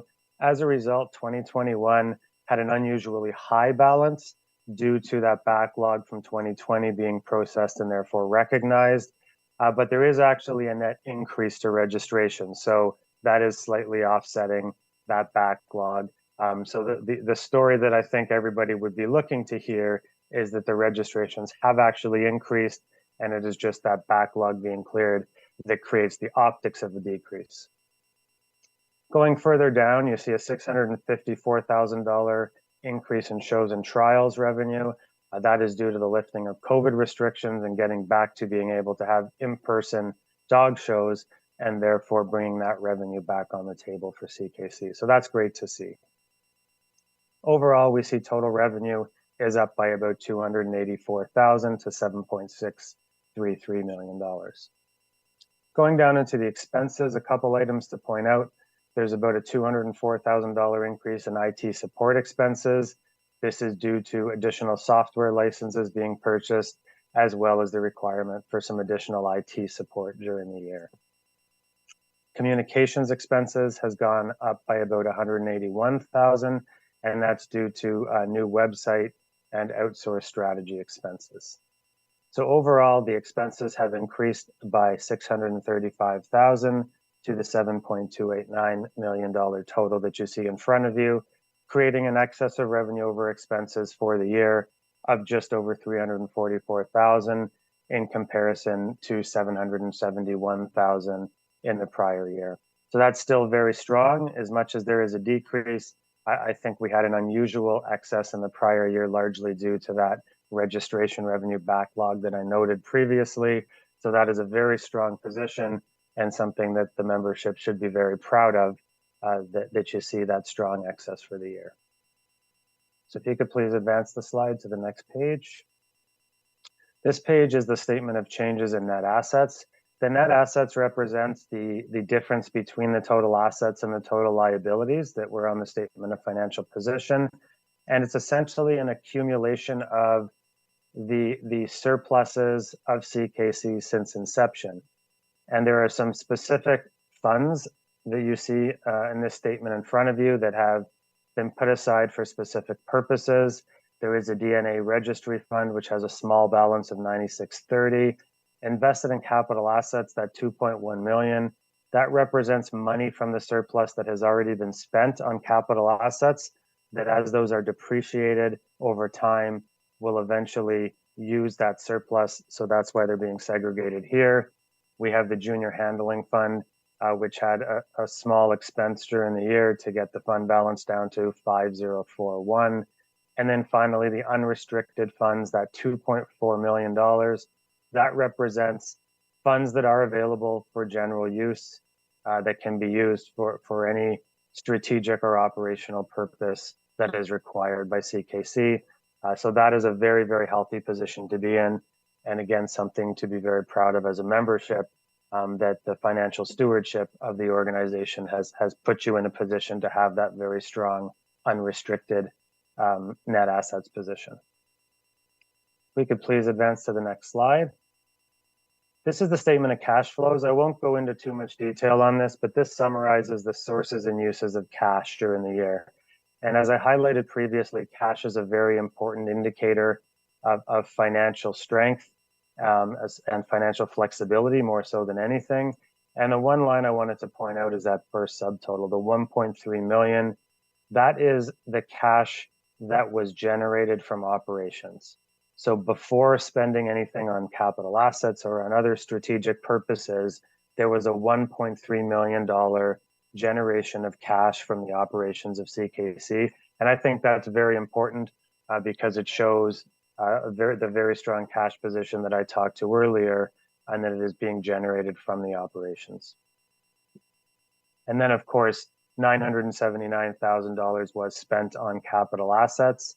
There's some other minor adjustments, but at the end of the day, you see in that bottom section of this statement that there was about $298,000 of cash overall generated during the year to get down to the ending balance of $795K. So if we could please advance to the next slide. The next slide just summarizes the notes. It's just one slide capturing everything. There are a number of notes pages to the financial statement. These do two things. Number one, note one outlines the accounting policies that have been followed in preparing these financial statements. The basis of accounting is Canadian accounting standards for not-for-profit organizations. And within those standards, there are choices that management can make to record certain types of transactions. And this note number one summarizes those choices that have been made so that a user can understand how certain transactions are being processed. Notes 2 to 11 provide additional information on items within the financial statements. And those notes help provide context and additional descriptions to the items that I just went through on the previous statements. Finally, note 11 summarizes some of the risks in the financial statements that exist. Obviously, anytime you have assets and liabilities, those can go up and down in value, and some of those risks are disclosed in note number 11. So that is the end of the formal financial statement presentation, and I'd be happy to answer any questions at this time.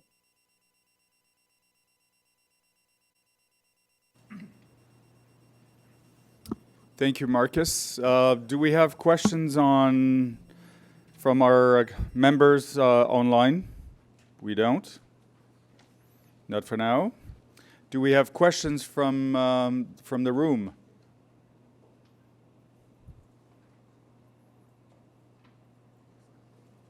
That's it. Well, thank you very much, Marcus. Great presentation.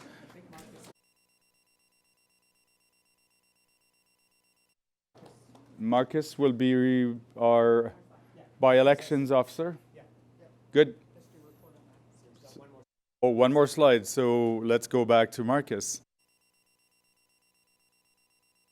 Yes, and I think this is just a summary slide where I'm going to talk as the election commissioner. Yes, so just as required by the bylaws, BDO acts as the election commissioner. So anytime there is an election of any type or referendum, BDO provides those commissioner duties to CKC. As many of you know, during the latter part of last year, there was a by-election in Zone 12 that resulted in Tammy being elected, and I saw her introduction earlier. So congratulations, Tammy. She was elected in Zone 12. The by-election was the result of that position being vacated earlier in the year, and therefore the by-election being run to fill that position. There was a total of 171 ballots cast in the by-election, and that resulted in Tammy being elected, as I noted earlier. So again, congratulations to Tammy, and that is the summary of the Election Commission report.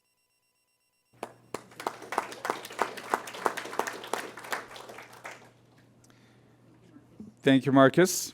And Tammy, welcome aboard the board. Tongue twisters. It's good for French speaking. So over to Corinne for the next, the chair's report. Yep.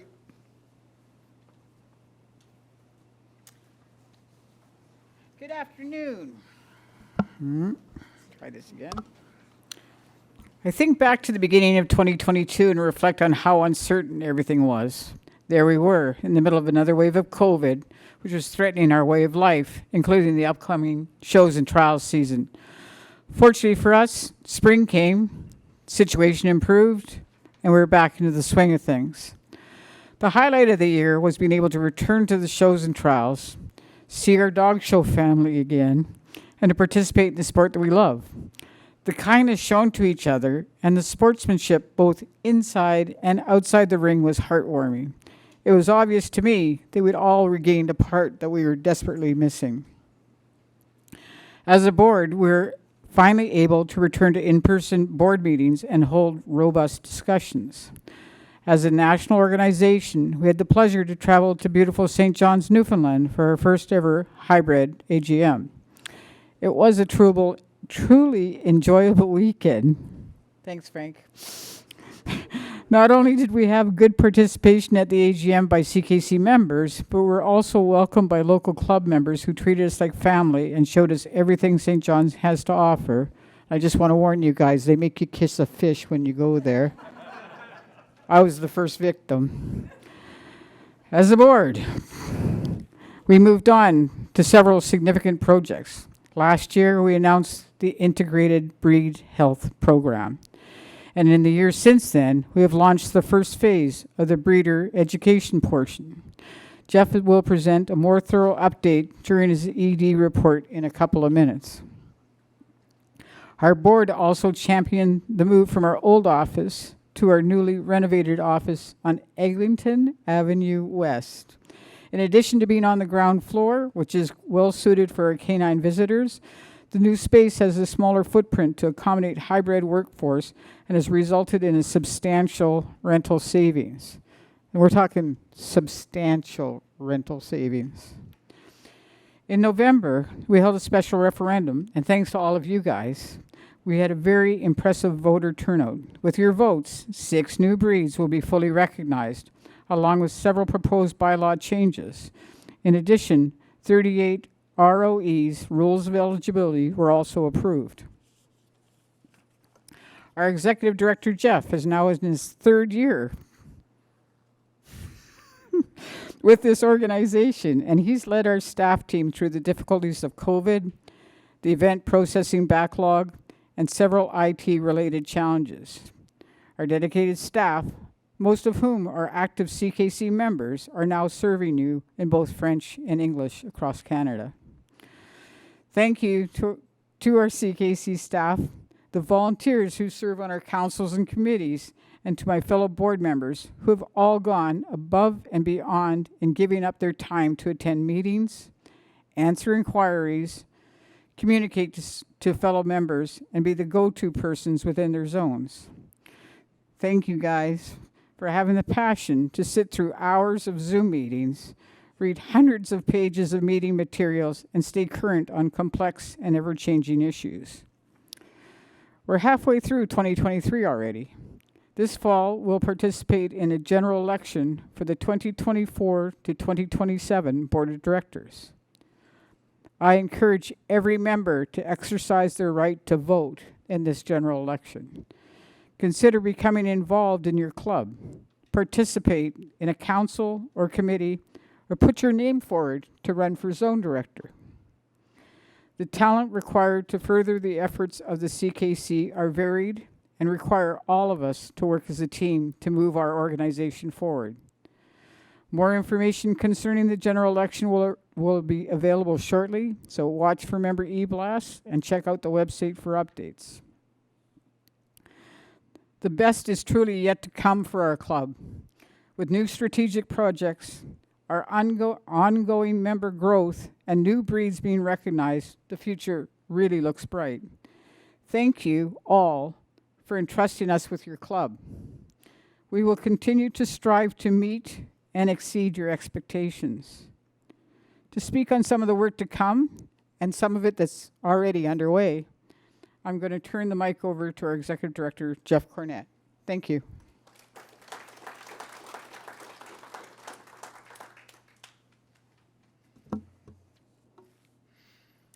Thank you, Corinne. It is a pleasure to be here in beautiful British Columbia and to be welcomed. Closer to the mic. Thank you. Thank you to the members who have joined us in person, and thank you to the members who have joined us online. This is my third AGM with the Canadian Kennel Club, and as Corinne has mentioned, lots has changed. This was me at the first AGM meeting. Alone in my basement home office, staring at my screens. I had never met any of the board members. I'd hardly met any staff members, and I'd never been to any dog event and met any members. But I did get to wear shorts to the AGM, and for those online, I am wearing pants today. What hasn't changed is the strength of your club.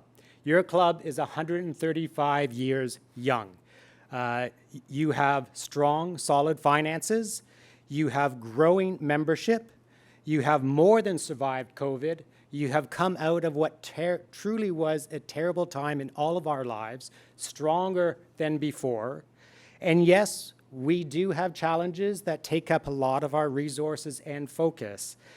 But the history, the fundamentals, and the passion of this club remains solid. I am pleased to be part of this club and to present at this year's AGM. So for this agenda, we'll go through a couple of quick things. Let's start with the finances. This slide is straight from the annual report. I like it for two reasons. I think all of us should understand where the revenue of the club comes from. But it's also important because it does show that you do have a diversified revenue stream, which is a strength of many organizations, including this one. So yes, half your revenue comes from registration, but you also have 20% coming from your events. You have membership revenue, and you have product and other revenue as well. And as we've seen in past, as one revenue goes down, another revenue can come up, like what we saw with COVID and the shows and trials. So that diversified revenue stream is something that's important. Marcus gave you last year's full year formal financial audited statement. Here's a sneak peek of where we are 3 months into the year.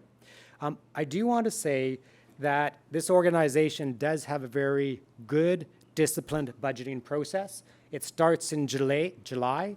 It involves your staff. It involves the very knowledgeable people on your audit committee, as well as input from the board. It starts in July, and it is finalized in December when the board signs off on that. I'm pleased to say 3 months into the year, we are basically on budget. Little bits of puts and takes as with any budget. We are expecting about $1.7 million of revenue in the first 3 months, and that's where we are. We're slightly short, $41,000, and that can be attributed to the last couple of days in March when we did this system upgrade and we took the system offline for 2 days.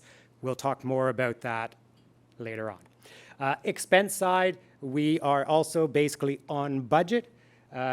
We are showing 51,000 overspent. However, what we did was take an expense from December of last year, and for a couple of good reasons, moved it to this year, which was approved by the board, so it was not spent last year, and it was incremental to the budget. If you take that one-time expense out, we're actually below where we were budgeted to be, which is a good place to be.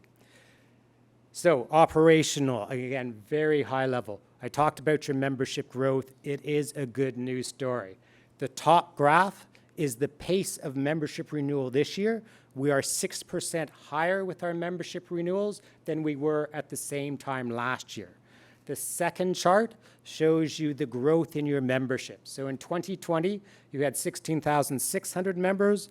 That grew to 17,700 members, and last year we had more than 19,000 members as part of your CKC. And it's a good news story, and again, as I say, we're 6% higher this year than we were at the same time last year. And we've welcomed more than 1,500 members new to the club in the first 3 months of this year. So it's good. Registration is very important. We have loads of stats. I've just got one here for you. The blue line is the monthly incoming registration applications. The orange line is the applications that the staff complete.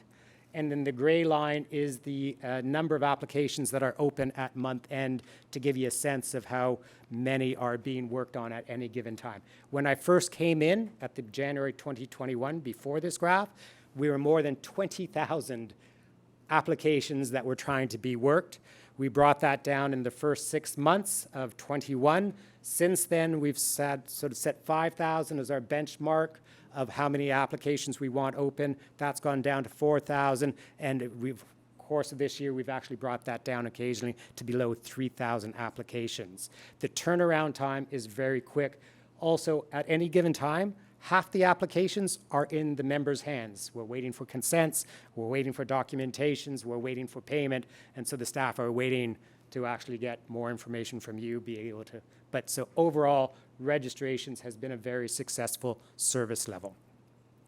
This is probably the last time I'm going to show this slide. I think I've shown it the last two AGMs, and it's been in the board reports. The blue bars are 9 years of historical data of when litters are born, the number of litters that are born in any given month. So you can see we're generally pretty consistent with when litters are born, slight seasonality with March, April, May being a little bit higher. The orange bars represent the 18 months of COVID. That started July 2020 and basically ended at the end of 21. And you can see the impact COVID had on the births of litters. And then the gray bar was last year's birth of litters, and you can see it's gone back down to that historical 9-year average. Again, I think we're probably past the COVID, and we'll not see this. So other big operations, obviously, is the events. Again, I think it's a great news story. The green line is 2019, the number of events that were held in each given month. We had 3,339 events in 2019, which was one of our best years for the number of events. I took out 20, which was a miserable year. I took out 21, which was a miserable first half of the year, and very difficult to actually organize events in the second half. Last year is the red line. And you can see that we had 3,553 events last year, our best year ever for the number of events held. The blue line is the events that have been approved or about to be approved based on the date applications we've already received this year. So you can see we've already been requested and approved 3,756, and in the 3-4 weeks since this data was pulled, we're now more than 3,800 events. So another record-breaking year on last year's record-breaking year of the number of events. It's a good news story, and sometimes we don't get enough of those good news stories. Okay, moving on. Strategy discussion. Every 3 years, this organization goes through a strategic planning processes and launches a new 3-year strategic plan. So the board and staff wanted to give you an update at a very high level of what's included in that strategic plan. I'm going to start with just some fundamentals that your strategic planning committee had when we were starting these conversations. We are a not-for-profit club. We are a mission-based club first and foremost. So for any good strategic plan, it should be based on the foundation of CKC's mission. The other important foundation is we are a membership-based grassroots organization. And if any strategic plan does not get built on that membership engagement, we're missing the mark. And we need strategic plans that have financial stability. If it's not a sustainable plan, then you're just setting your organization up for failure in outer years. So for us, we felt the CKC mission as the foundation, membership and financial sustainability was core foundations for any strategic planning. The other thing, and I've worked for a number of different organizations, both large and small, for-profit and not-for-profit, it is important to remember in strategic planning that the vast majority of your time and resources goes to ongoing operations. About 80–85% of your resources keeps the lights on. And it's important because that leaves 10–15–20% of your resources for new strategic initiatives. If you actually think that you can do everything all at once, you will not be successful. And so having this grounding on what is available to devote to strategic planning is important. We think we have a very good mission, and we did not go through the exercise of recreating our mission. As the prime registry of purebred dogs in Canada, our purpose is to serve our members and the public with education, support, guidance, and sanctioning of events for all their canine endeavors. Our goal is the preservation of purebred dogs and the health, well-being, enjoyment of all dogs. So, a couple of guiding principles that the strategic committee came up with. First and foremost, and again, this is from experience in other organizations, keep it simple. That's true for any strategic plan. It's especially true for a not-for-profit of a relatively small organization. The next two, I think, are probably the two most critical parts of the 3-year strategic plan. We felt that we needed to focus on our existing stakeholders, and in addition to that, be better at what we're currently mandated to do.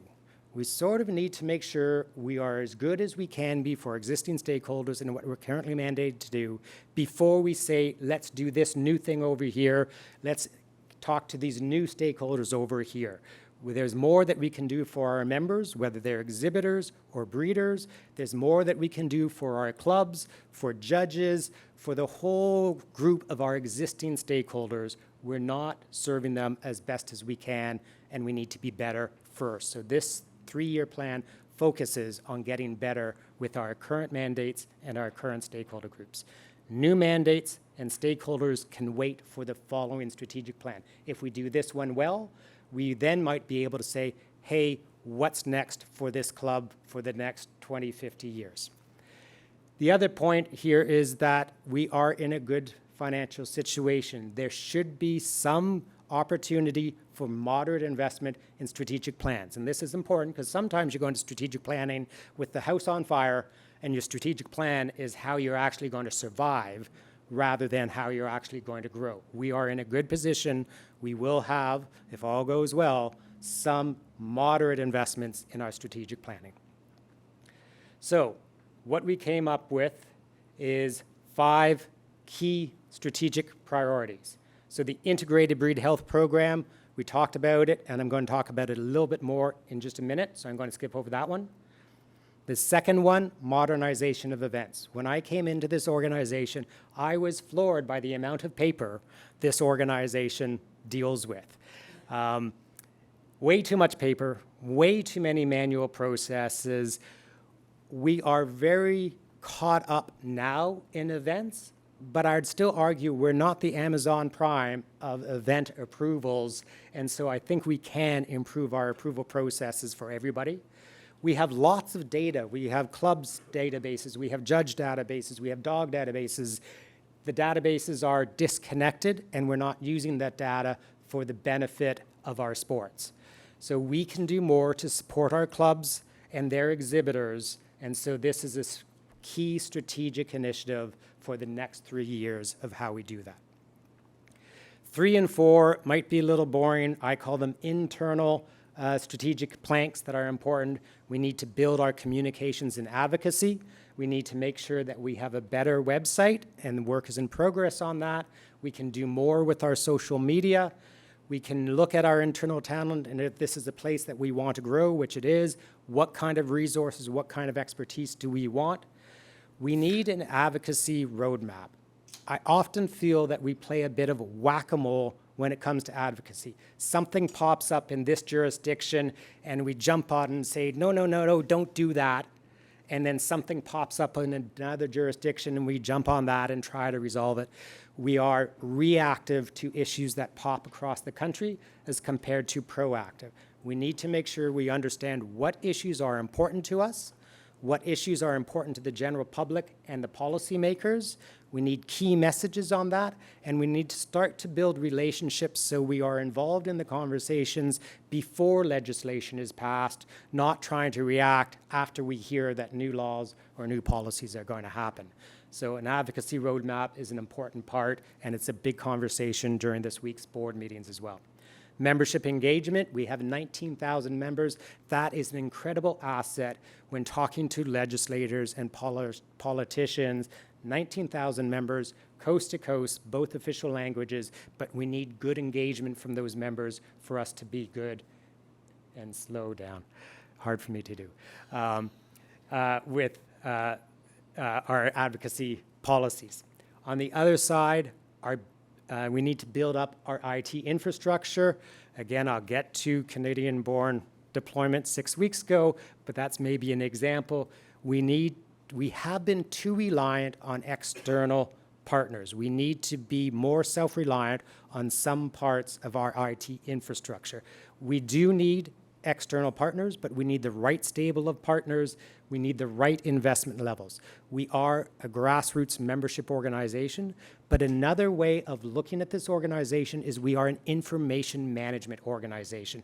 What we deal with as a CKC club is information, whether it's dog registrations and everything that goes along with that, whether it's event management systems, all of that is the information, and we need to make sure we have the right investment levels to keep our technology up to date and improvement gradually rather than having big issues and big levels of investment.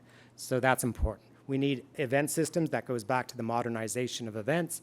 And we need to be efficient, agile, and good development and deployment. The last one, and I'm going to ask you to please understand this is aspirational that we added on as the 5th aspirational goal. We want to start to have the conversations about having national championships come back to Canada. That's not going to happen this year. It may not happen next year or even the following year, but those conversations we should be having. The conversations need to be about Canada's premier show. I personally believe it needs to have multiple disciplines, not just conformation. It does absolutely need to be top-level competition in Canada. But if it's only another show for the top dogs to compete, we're missing the opportunity to be able to have a public relations opportunity and to attract new members. So we do need to make sure it's a holistic plan that is financially feasible and is a long-term. So again, aspirational. I don't want questions about when and where this year we're going to have our national championship. So that is very high level, our strategic plan based on the mission, based on the members, understanding we have significant ongoing operations, and then the 5 strategic initiatives that follow.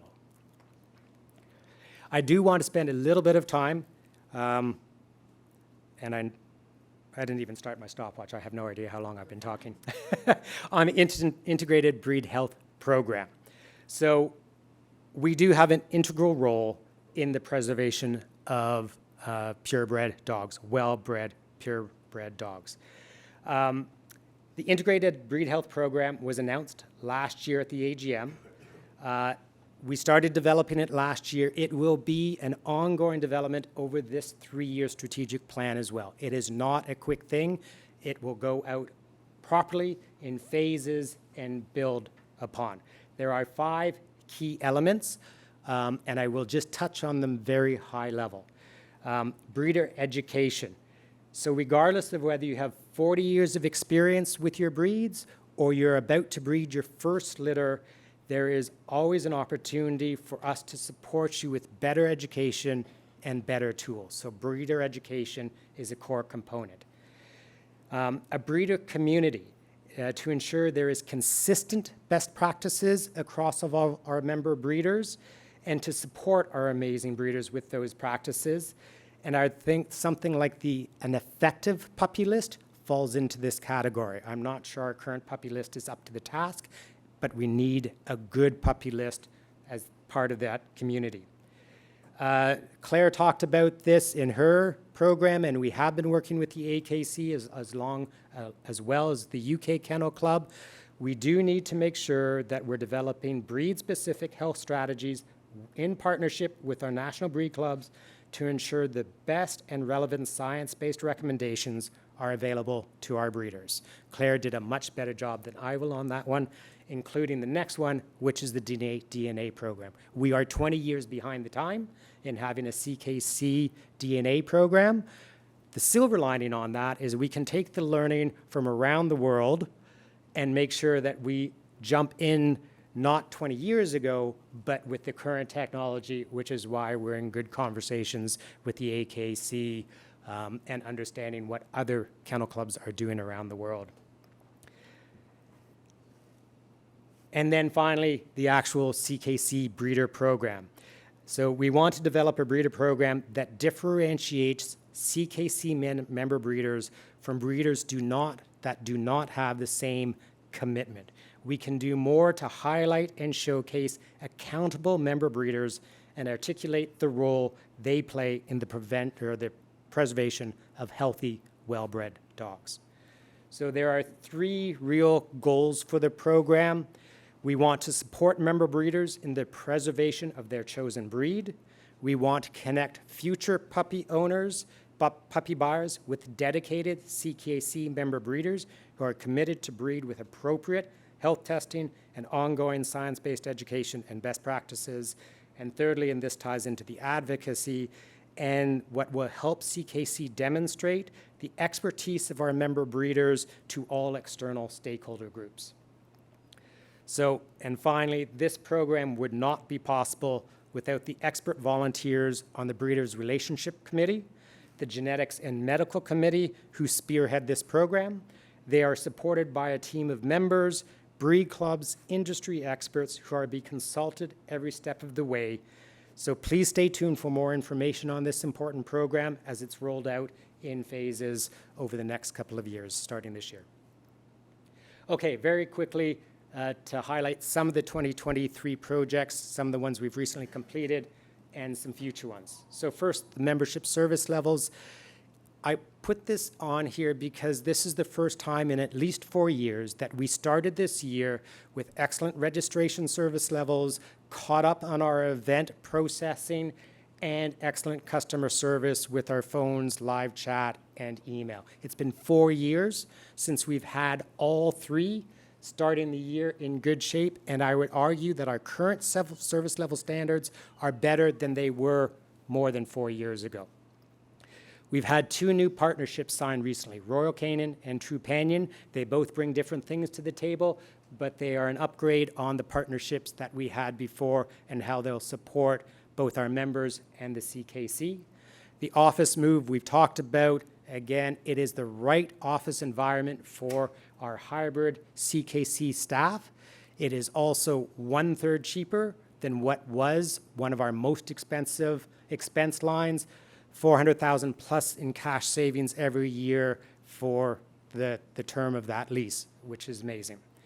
And the vet bursary, so not nearly as big financially, but it's important. We used to have a program where we gave $1,000 once a year, and we rotated between 5 vet schools. As you can imagine, the vet schools actually weren't all that interested in the program. It didn't allow us to build any kind of relationship coming back once every 5 years.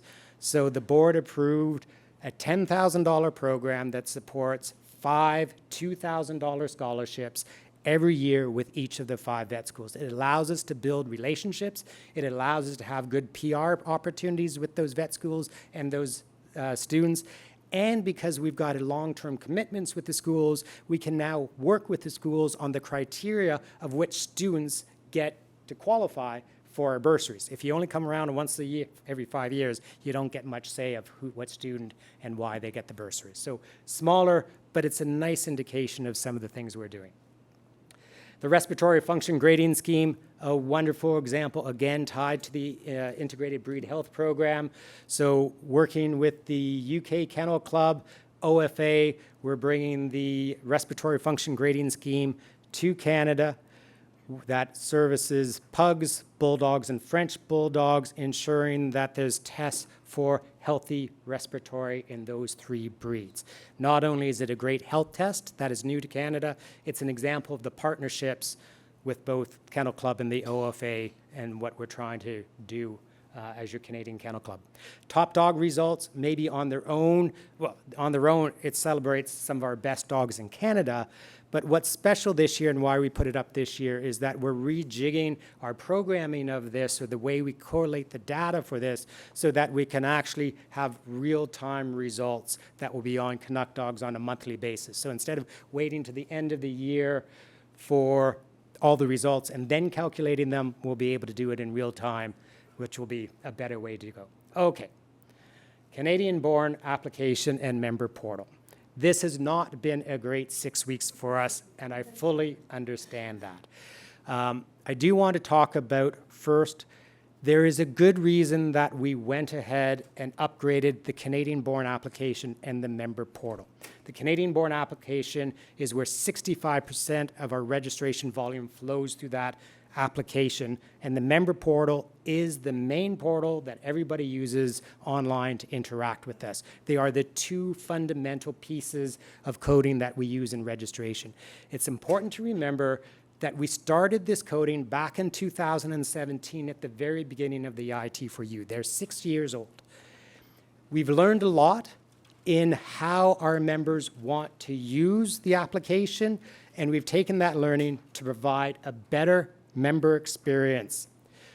Unfortunately, the deployment of that did not go how we or any member wanted. We deployed it March 28th. We planned to be offline for 2 days. It was about 2.5 days. But when we brought it up, all of the testing we did in our QA environment did not prove to replicate what was happening in our real-life production environment, which is why we ended up with those problems.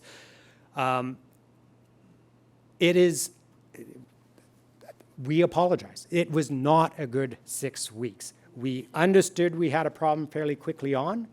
We probably did not jump on the communications to our members as quickly as we should have as well. We did very quickly prioritize the biggest impacting issues and start to resolve them in real time. By about week 2 or 3, a lot of the bigger issues had been resolved. By week 6, we are basically down to a few niggly bugs that we're about to close out. In addition to the challenges with the actual deployment, we know we kicked a hornet's nest. For me, IT4U sort of ended 2 years ago when we brought all the registrations down. I get for our members, it is a very sore point, and our members understandably have long memories. And we kicked a hornet's nest, and again, for that, we apologize. I do want to make sure, and this is actually one of the hardest things for me, the new Canadian-born app and the new member portal is an improved experience. It is going to be easier for our members. It is also operationally much smoother, and it's now built on a current up-to-date platform where we can do these ongoing gradual improvements in the system. A lot of that has been lost because of the last 6 weeks. People have been very frustrated. People both who have used the system and people who know people who have used the system have been very frustrated as well. We believe we are beyond that. The other thing that we have committed to, we have started a formal lessons learned process. We've hired an external facilitator to work with us to make sure that we understand what went wrong from stem to stern, from the very beginning of this initiative to the deployment and how we responded to that deployment. It's looking at the technical aspects, the vendor relationship aspects, and our communication aspects. And we commit that we will use the lessons learned for the next deployments and our IT deployments going forward. So again, I do apologize on behalf of the staff for this. I do think we are in a better shape, although it has been incredibly painful, and I appreciate all of the members' support in this as we go forward. The last one, I've recently completed dedicated staff team. We always work with our staff team to make sure we give them the support, the training they need. One of the things that has changed is that about half of our team now have been hired from within the fancy. They're members and part of the dog world, which is absolutely amazing. They hit the ground running, and because of our new hybrid environment, we have staff members from basically coast to coast working with us, not just in the GTA. So what's next? Very quickly, AKC reciprocal registrations, and this is where I had to hang my head in shame a little bit because I was here a year ago talking about this program. It is coming. At first, the AKC was not quite as fast as we were, and then we had our own challenges with the current, or the Canadian-born deployment and member portal, and now we're committed to making sure that lessons learned are put in place before we start tackling this one, so this one rolls out more smoothly. The AKC reciprocal is something we're very proud of. It's where a Canadian dog owner can go into our system, register with us in a click of a button, register with the AKC, and American dog owners can go into the AKC system, register with the AKC, click of a button, register with the Canadian Kennel Club. It is coming, but we're making sure we have it done right before we will launch it. We've talked about the advocacy plan. This is important. It is one of our strategic pillars. And again, lots to come on this and things that we can improve. Paperless event results. So part of the modernization of events, one of the low-hanging fruits is paperless results. So we are testing. We've had one test 3 or 4 weeks ago. The Moncton Kennel Club is our second test. It's happening this weekend, where the show secretary will be able to upload the results and send them electronically to us, and we'll be able to access them electronically in Toronto, but also if you're on Tracy's team who happens to work in Alberta, they can access the results in Alberta just as easily as their colleagues in other parts of the country. We're starting with confirmation because that's the most paper, and then as we sort of test the protocols and making sure that works for the club secretaries, we'll roll it out. It is not mandatory, but if you're a club secretary and you want to submit paperless results, we hope to have that ready for you this year. And then the Canine Good Neighbor program. This program is an excellent program. It was sort of kicked in the stomach because of COVID and no one was going out, and then it's been on the back burner. We've taken it off the back burner to reinvigorate the program and roll it out. Rules of eligibility. This is at least a 6-year-old program.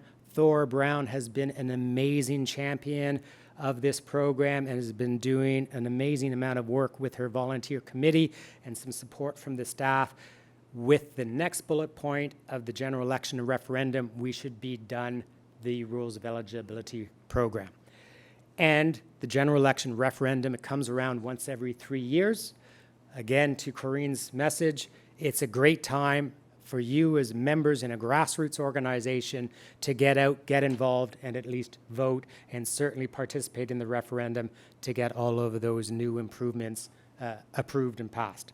Public website, we're going to do this right. We're going to make sure that we have a good website that supports our members, especially our member breeders, as well as to start to look at ensuring that if you are member of the public and you want to find the right purebred dog for you, that you find us and you find one of our dedicated breeders rather than someone else who may not have the same level of commitment to the breed.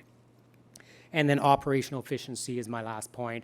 It is an ongoing thing. We are always looking to improve the small processes, the bigger process of how to make things more efficient, both from a cost perspective, from a staffing perspective, and from our members' perspective. So with that, I will end. I appreciate your support. It has been a pleasure working with this board. And thank you very much for the staff team who are both here and back at the office and across the team. It is a pleasure to support this club and our members. Thank you.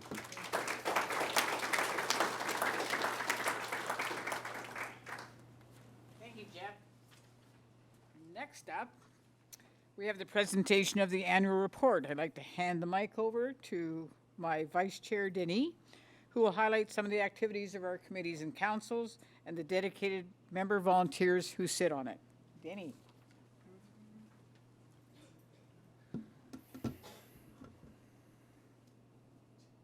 Thank you, Corinne.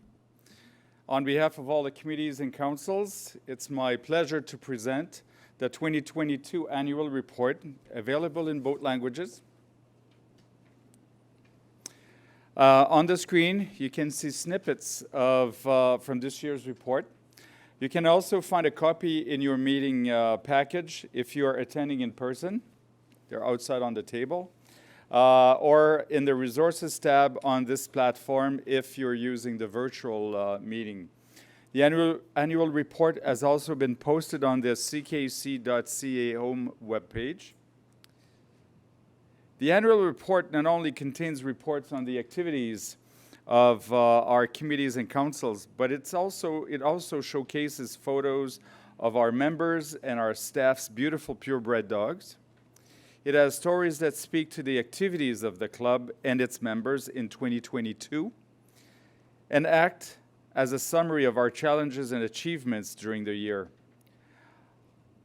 I'm off script for the next one. Special thanks to the members for voting in the last special referendum. It's a members-based organization, and 6 new breeds were accepted by the members. 3 of them were not accepted at the previous referendum because there was not enough members who voted. So it's very important, as part of the CKC, you have the authority to acknowledge the immense dedication from members who are pushing for new breeds, for their breeds, and it was great to have 6 new breeds voted in. Also, Jeff mentioned the ROEs that were passed, and some forthcoming at this upcoming election. I'd like to say a big thank you to the CKC members who volunteers their time and expertise as members of our committees and council. Your work as subject matter experts and CKC representatives in your canine communities helps to shape and guide your club's progress.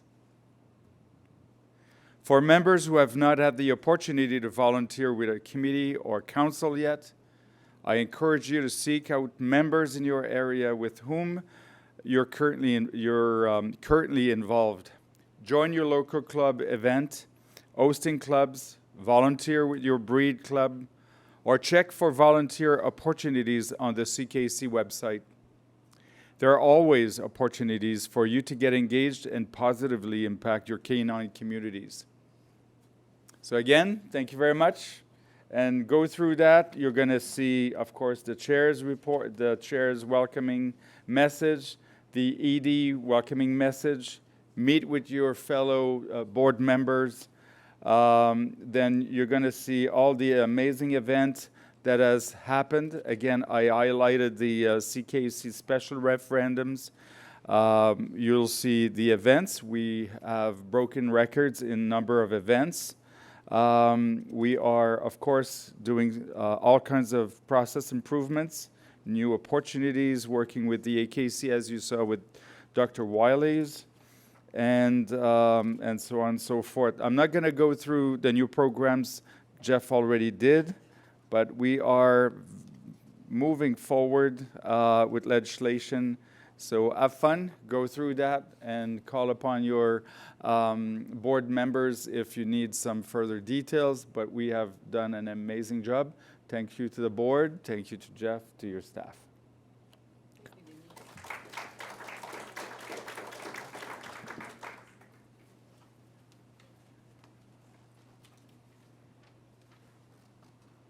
And now, I'd like to turn it over to our Zone 12 Director, Tammy, who's hosting us this weekend in Kelowna. She's kindly agreed to present the list of members who are celebrating 50 years of membership with the CKC, and we have one member who's celebrating 75 years as a member of the Canadian Kennel Club. Tammy. Okay, bring your tissues.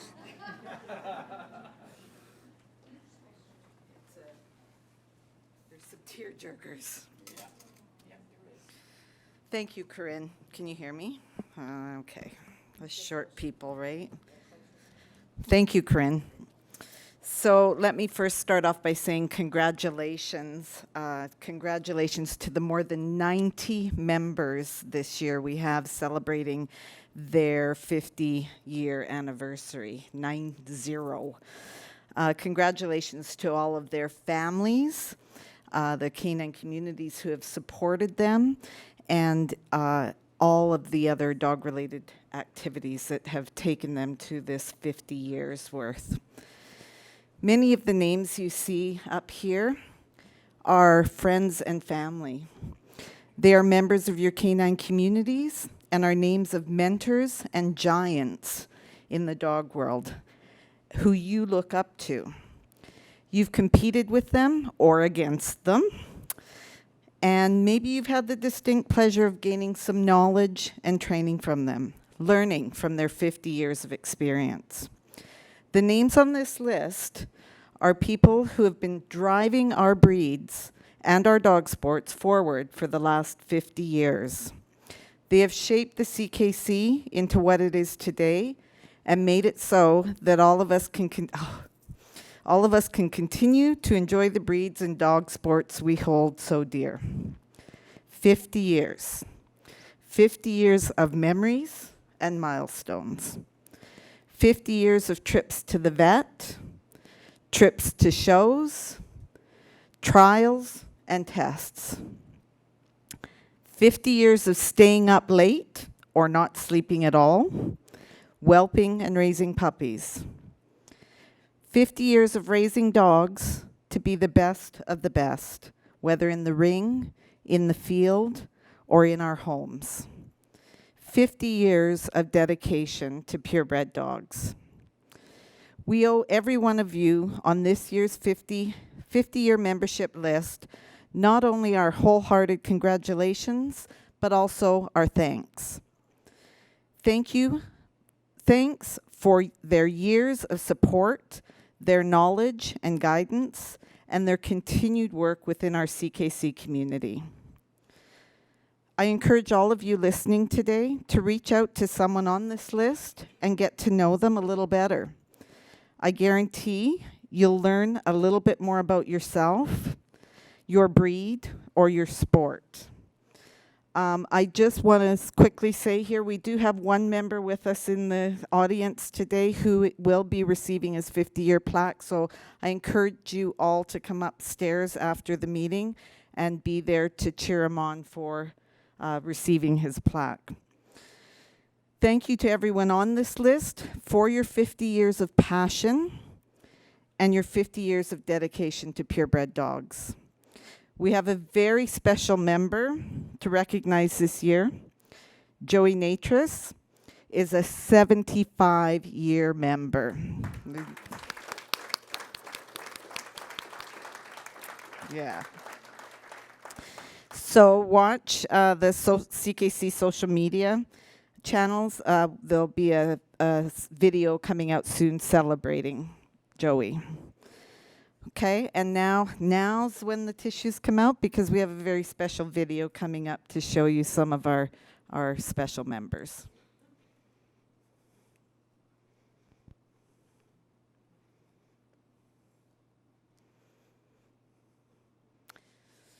And now we have a very special here we go.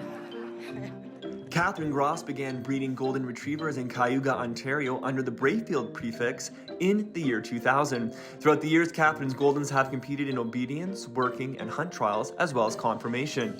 3 years ago, the Dunnville Vet Clinic hosted a blood donor clinic, and Catherine's family decided to enroll their dogs as donors. 7 of Catherine's 10 Goldens now head out to the clinic 3 times a year to donate blood to help others. Catherine and her family are proud to show people that their dogs are not just show dogs, but they're also doing a valuable service in helping other dogs. Last year, they received an email from a family who had received blood from Catherine's Teddy, aka Grand Champion Thorny Weight Paparazzi. They sent over photos of their sweet puppy and thanked Teddy for his donation. Sadly, their puppy did not survive, but Catherine and her family were so happy to receive a photo, and the family told Catherine that their pup's favorite toy was a teddy bear. Catherine encourages all breeders and pet owners that have dogs that would qualify to take them to blood donor clinics. It only takes 20 minutes and your dog will be health tested. Plus, if your dog ever needs blood, you will receive 1 unit of blood at no charge. So not only are you doing a good service, you are receiving benefits. Catherine asked that members also encourage their veterinarians to host blood donor clinics as more are needed across the country. Joanna Swan resides with her husband in Grimsby, Ontario. The couple got their first Siberian Husky from CKC member breeder Linda Philp in 2011, and Piper opened up their world to so many new and wonderful experiences. At the Toronto Pet Expo, they encountered the St. John Ambulance Therapy Dog program, where one of the coordinators commented that Piper's calm disposition might make her an ideal therapy dog. In 2012, Piper joined the Burlington St. John Ambulance Therapy Dog team, and the family hasn't looked back since. They regularly visited long-term care facilities and took part in outreach days. Piper also loved spending time in the library as part of the Pause for Stories program, where children can practice their reading without judgment in a calm environment. Piper's real time to shine was when she interacted with someone who communicated differently, as she had a real gift in how she calmed people. She was famous in the mental health, long-term care, and palliative care units. The pandemic put a pause on the team's activity, but the minute they were cleared, they began to visit again, and Piper was ready. She was the first dog in Ontario to resume her therapy duties. Right up until her final week, Piper was visiting patients and making everyone she encountered smile. Piper's volunteer efforts were honored by the Honorable Curana Gold in 2019.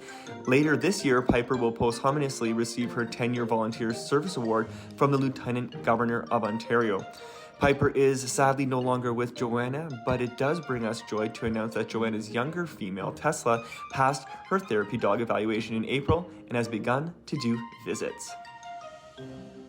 Marla Smith uses a wheelchair and competes in rally with both of her Rottweilers. Her male is competing for his advanced title, and her puppy is in novice. Originally, Marla wasn't interested in competing until she started hanging out with people who compete, so she joined in and they started doing rally practice. Marla says, the neat thing with rally is the maneuvers are very similar to how you maneuver a dog in a wheelchair, so it was an easy fit. My life is really my dog's. It would be easy for me to spend a lot of time sitting at home not being out in the community, but when you have a dog, you have to get up and go out into the world. The transition from being ambulatory to non-ambulatory dogs, that gave me purpose. You do things because you want to improve the quality of life for your dogs. The world is actually a scary place from a wheelchair, but you have to challenge a lot of barriers so you can do things for your dogs. And you have a partner beside you all along the way. When we first started doing rally practice, I looked into the rules and it talked about inclusivity. A lot of activities are geared towards able-bodied people, or they have parasports for people with disabilities.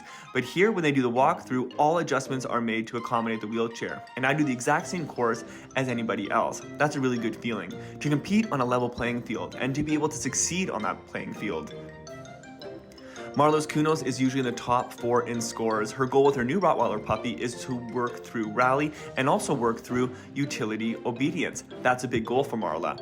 Marla says, I would personally like to see more people with disabilities get into rally. My goal is to recruit a few people and train them in the sport.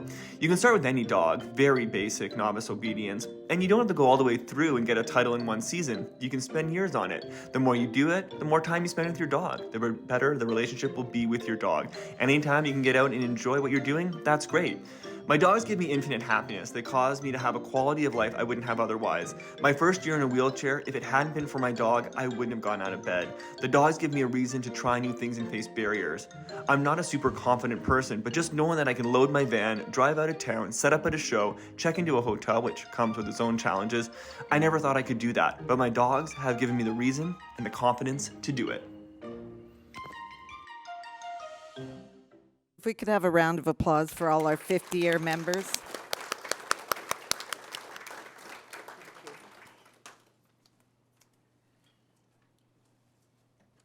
Thank you, Tammy, and all of our members who are doing this great work in the community. Congratulations to all those members who have achieved the 50 and 75-year milestone. When that video gets posted, I talked to Joey the other day, you have to watch it, because she was telling me stuff. I was going, really? Really? So it's pretty cool. Now, I get to, here we go. We annually appoint an honorary chair to the Canadian Kennel Club. Joan Bennett intended to be here, but she had an accident. I'm not really sure how she did it. It's a sporting accident, I'm going to say it that way. And she's not able to be here. Her term ends as of today. On behalf of this board and our membership, I'd like to thank Joan for her dedication to the Canadian Kennel Club. Her years of volunteerism and commitment to purebred dogs have allowed us to flourish, and we appreciate all of her contributions. So, during our meeting yesterday, the board appointed Mike Macbeth as our new honorary chair.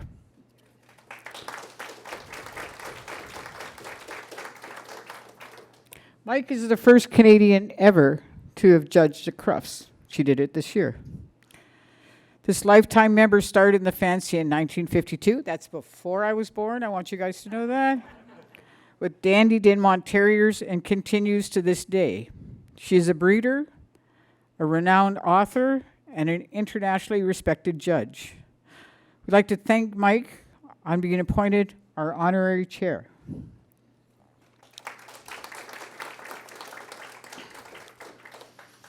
Now, you guys have all heard about the Chairs Awards, right? We started it 3 years ago, and it's great. I have the pleasure of introducing the CKC Chairs Awards. Second year of these National Member Awards? Second? Okay, second year. The Chairs Awards recognize the outstanding commitment, dedication, and accomplishments of CKC members.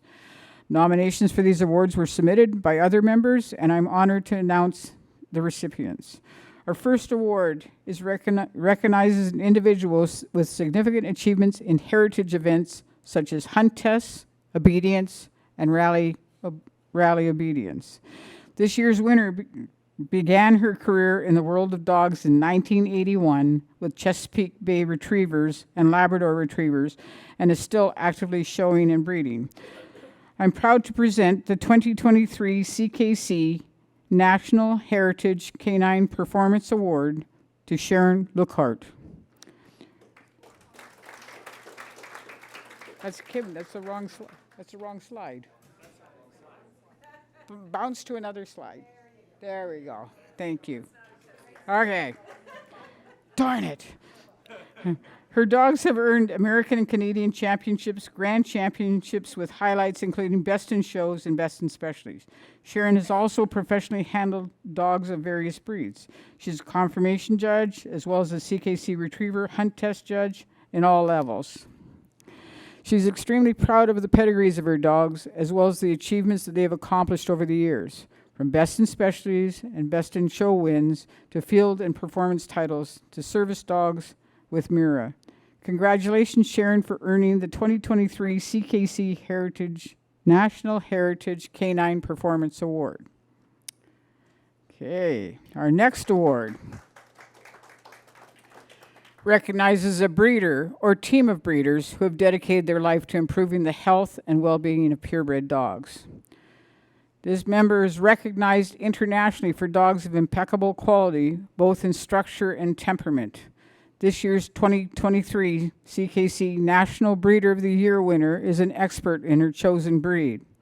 Having dedicated over the past 50 years to perfecting the Siberian Husky breed, I'm proud to present the 2023 CKC National Breeder of the Year Award to Kim LeBlanc of Snow Mist Kennels. She can go back to the other one.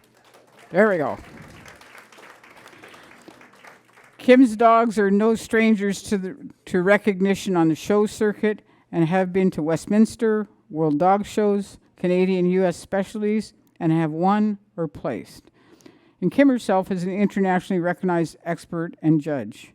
She's a superior breeder and expert in Siberian Husky world.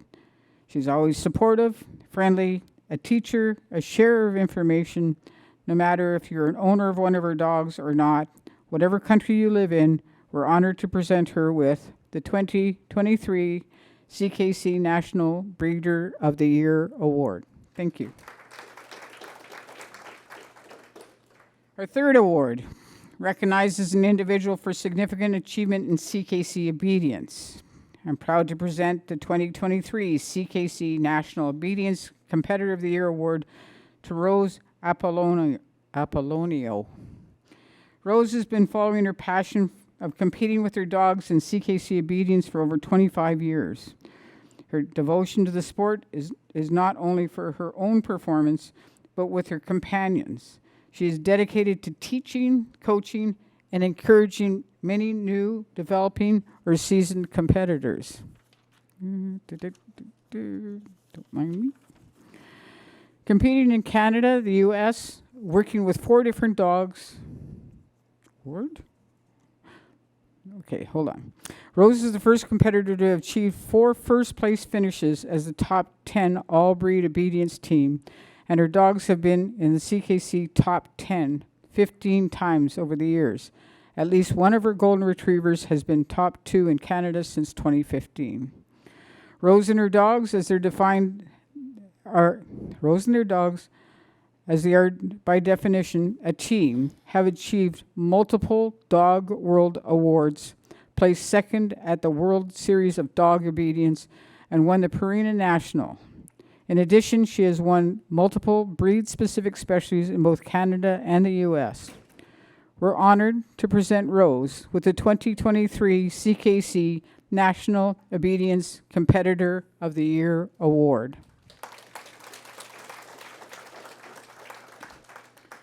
I'd like to congratulate all of our winners. Your dedication to these sports and your canine community raises us all to a higher level. And with that wonderful news, there is no unfinished business. So I'm now going to turn the mic over to Denis, who's going to open the meeting for questions. So when you come forward to ask a question, please state your name and your zone number, and then ask your question. Okay, buddy.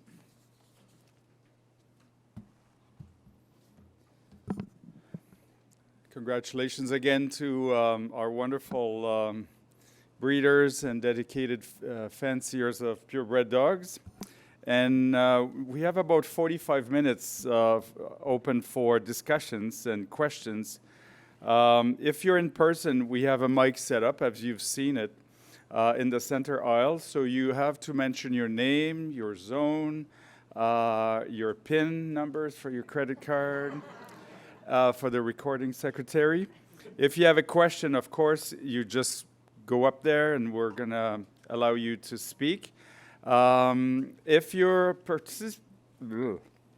online, we already have, or we are about to receive some of the questions, which will be posted on the TV that I will. Oh, that's a long one. That I will read, and then we are going to appoint someone to answer your question. And do I really want to start with this long one? Yes, I can. Yeah, I know. I'm just kidding, because I know who's asking. So the first question is from Jean Delisle from Quebec. And here's the question to CKC. This is an update to my previous post. This year, the CKC will be 135 years old. Happy birthday to us all. With all the saving in moving to the new office, it made me think, can the CKC board start thinking of allotting a special fund, trust, to celebrate in 15 years the 150th anniversary of the CKC? This is a 15-year project. I suggest 1% of the revenue from registration, bracket, 1% is about $40,000 per year, be set aside for the next 15 years and put into a trust account. As we come closer to the 150th anniversary, a committee can collect wishes and ideas from each zone as to best celebrate our 150th anniversary. Commemorative medals, pins and awards, recognition, bursaries, special shows, event reception, or gala dinner for all members, etc. In 15 years, with a budget close to $1 million, each zone across Canada could have a nice 150th party. Oh, he says celebration. I did translation, sorry. I'm ready to assist with a SWOT analysis or any committee. Thank you, Jean Delisle, CKC member and judge. So the chair says we're going to take that under advisement, as the new board will be forthcoming to address this wonderful proposal. Thank you, Jean. Do we have other questions? Yes, we do. Yep.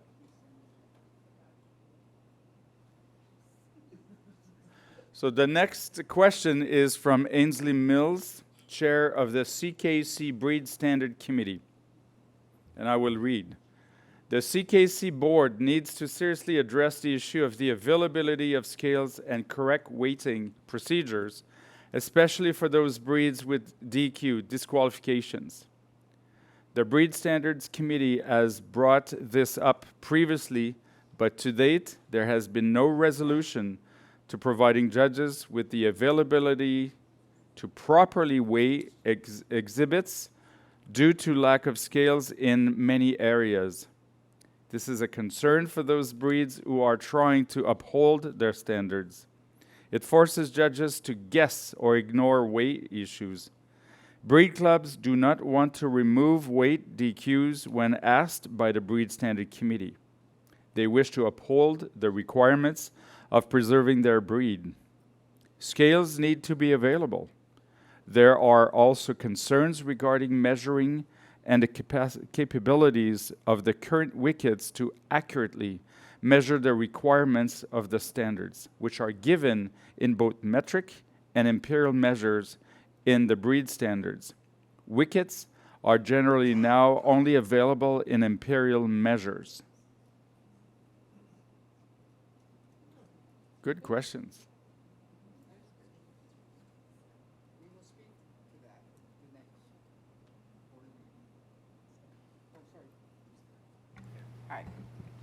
We'll address this at the next board meeting. It's every zone director has wickets, and I guess we should do some research as far as purchasing digital scales for the zone directors to be able to take to the show. So that's something that we will look into. Thank you. So it's going to be on the follow-up agenda? Yep. So that will make it to the next board meetings. Good. Thank you. Anyone in person?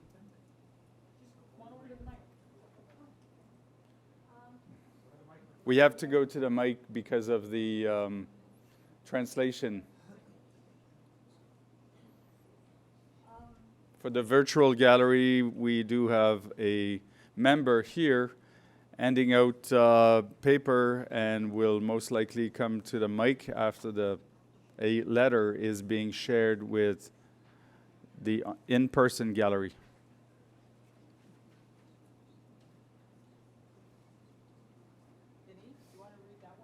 Yes.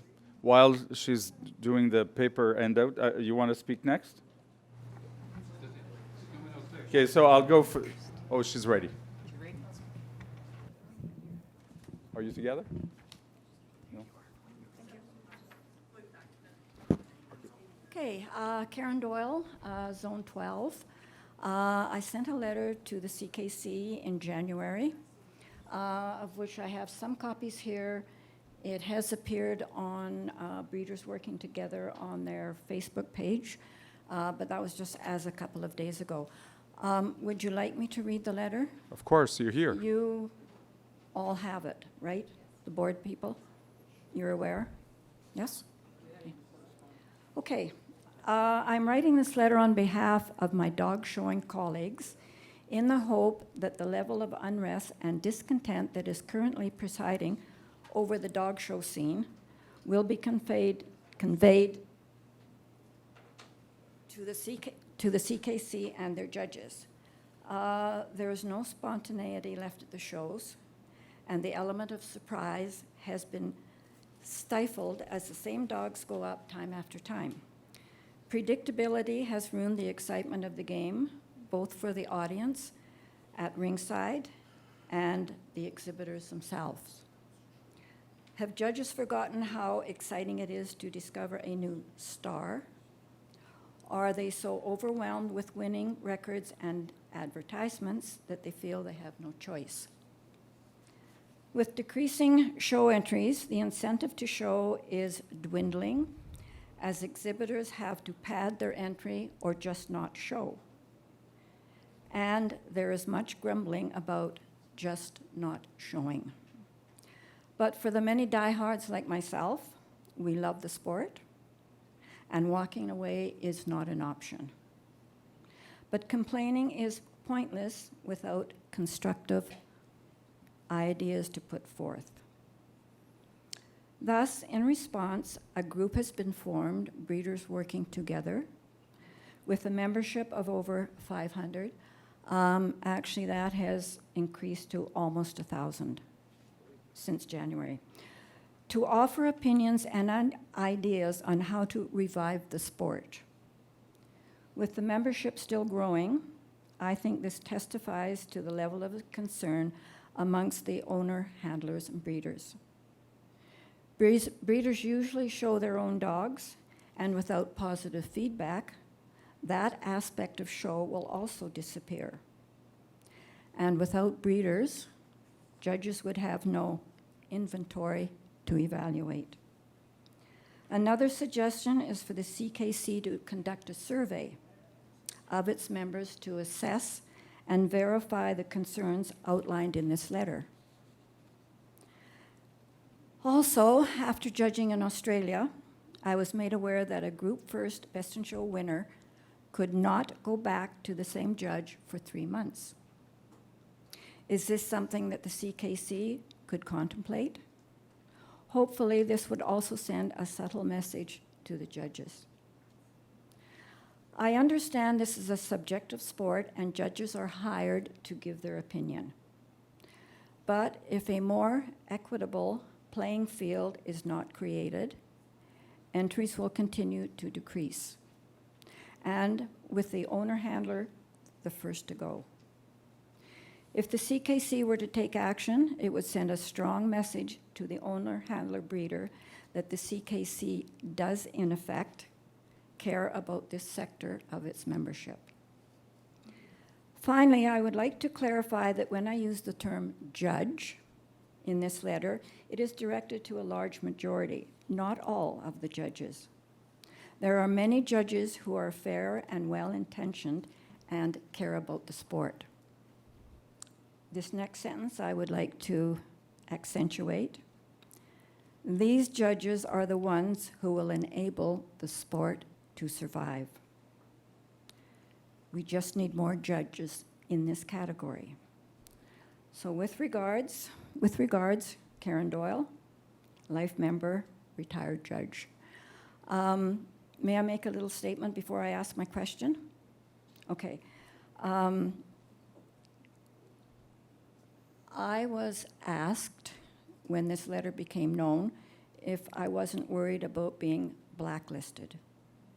Our members out there seem to have this fear of being blacklisted if you say anything or object to something or have a complaint. I spent 11 years in Mexico, came back about 3 years ago. The level of politics was shocking. In the 3 years that I've been back, it's been constant complaining, I hear, a lot of unrest. And no, I'm not worried about being blacklisted. I am worried about the sport. We are working to try and preserve. That is the objective of Breeders Working Together. It is not negative. We are trying to be positive. We want to help. We want to do. We want to preserve. As I suspect the board and the CKC likewise is of the same mind. So on that note, I would like to say we are in support of you. We want to make some change. We want you to make some change. We want you to try and make it better for all of us. We're prepared to work hand in hand with you.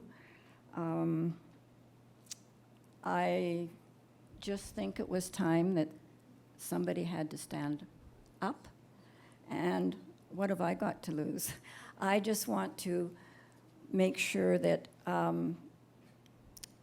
it is a less negative situation. We need to make that aspect of our exhibitors a little more happy and feeling like they're a little more appreciated. So, oh, thank you.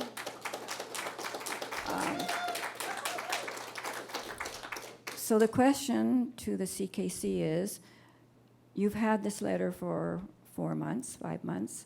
Do you have any response for me? I will ask Leanne Bateman, who's the confirmation rep or liaison and chair, to say a few words because... Okay. Thank you, Denise. Thank you, Karen, for giving me the opportunity to actually speak to this issue and to your concerns. Okay. I want to first mention that this is an item which the Confirmation Council is already discussing. We do have your letter. It has not fallen on deaf ears. Okay. It has been, and it is still being discussed. It's on our agenda for at every meeting. There's just not a simple fix or a quick fix to anything like this. One small rule change is not going to make the difference. So we have to look at everyone's concerns, everyone's ideas, thoughts from across Canada, which is why we have representatives on the Confirmation Council from every single zone. And they have been tasked to ask some questions in their zone and to bring comments and ideas and suggestions and recommendations back to us. The Confirmation Council has already addressed one of the aspects of this issue by quite significantly reducing the number of multi-shows that happen across Canada. And that was really causing a problem, and fed into this issue was a part of this issue, not the whole issue. We've taken a statistical look at the results from the past couple of years for some of the top dogs, the top 25 dogs, to determine the actual statistics and facts, not just the perceived what's going on. We're looking at systems from other countries, Australia included, for ideas which may have a fit for the Canadian Kennel Club and for our members and our exhibitors. In short, yes, this concern has been brought forward. The Confirmation Council is working on it, and we will be sending forth suggestions and recommendations to the board once we have drilled down and taken a really hard, close look at this. As I said, it's not a quick fix. We don't want to just, oh, somebody's unhappy, oh, somebody has an idea, let's go that way. We need to really consider it because rule changes affect every single one of us. I would like to ask you and other CKC members to please send your thoughts on this issue and other issues forward to your Confirmation Council representatives. On the CKC website, homepage, scroll down right to the bottom. There's a link there that says councils and committees. Click on that, go to the Confirmation Council or Obedience Council, Lure Coursing Council, Sprinter Council, all the other councils. Go to your zone and you will find your representative and their email address there. Please send them emails. Talk to them at the shows. That's what they're there for. I would also like to take this opportunity, I know it's been mentioned a couple of times today, that take this opportunity to, and I want to take this opportunity to encourage CKC members who are involved in and passionate about their their involvement in whether it's conformation or agility or obedience or anything, to take a look at our sports disciplines. Send your names to your zone director if you would like to be involved, serve on a council, serve on a committee. That's where you can really start making a difference. Consider putting your name in as your zone director. It's a big job, but it's a great job, and it really is fulfilling as well. So thank you again, Karen, for bringing this forward. Do know that we are looking into it, and we will see what we come up with. The gentleman, you're next. Thank you very much, Leanne. And none of us have to worry about being blacklisted. No, not at all. I don't know why people are so worried about that. I mean, this is our club. We're the members. We should be able to speak freely, and things have not been good. I'm talking BC, politically wise. Thank you. So the gentleman with the green T-shirt, and then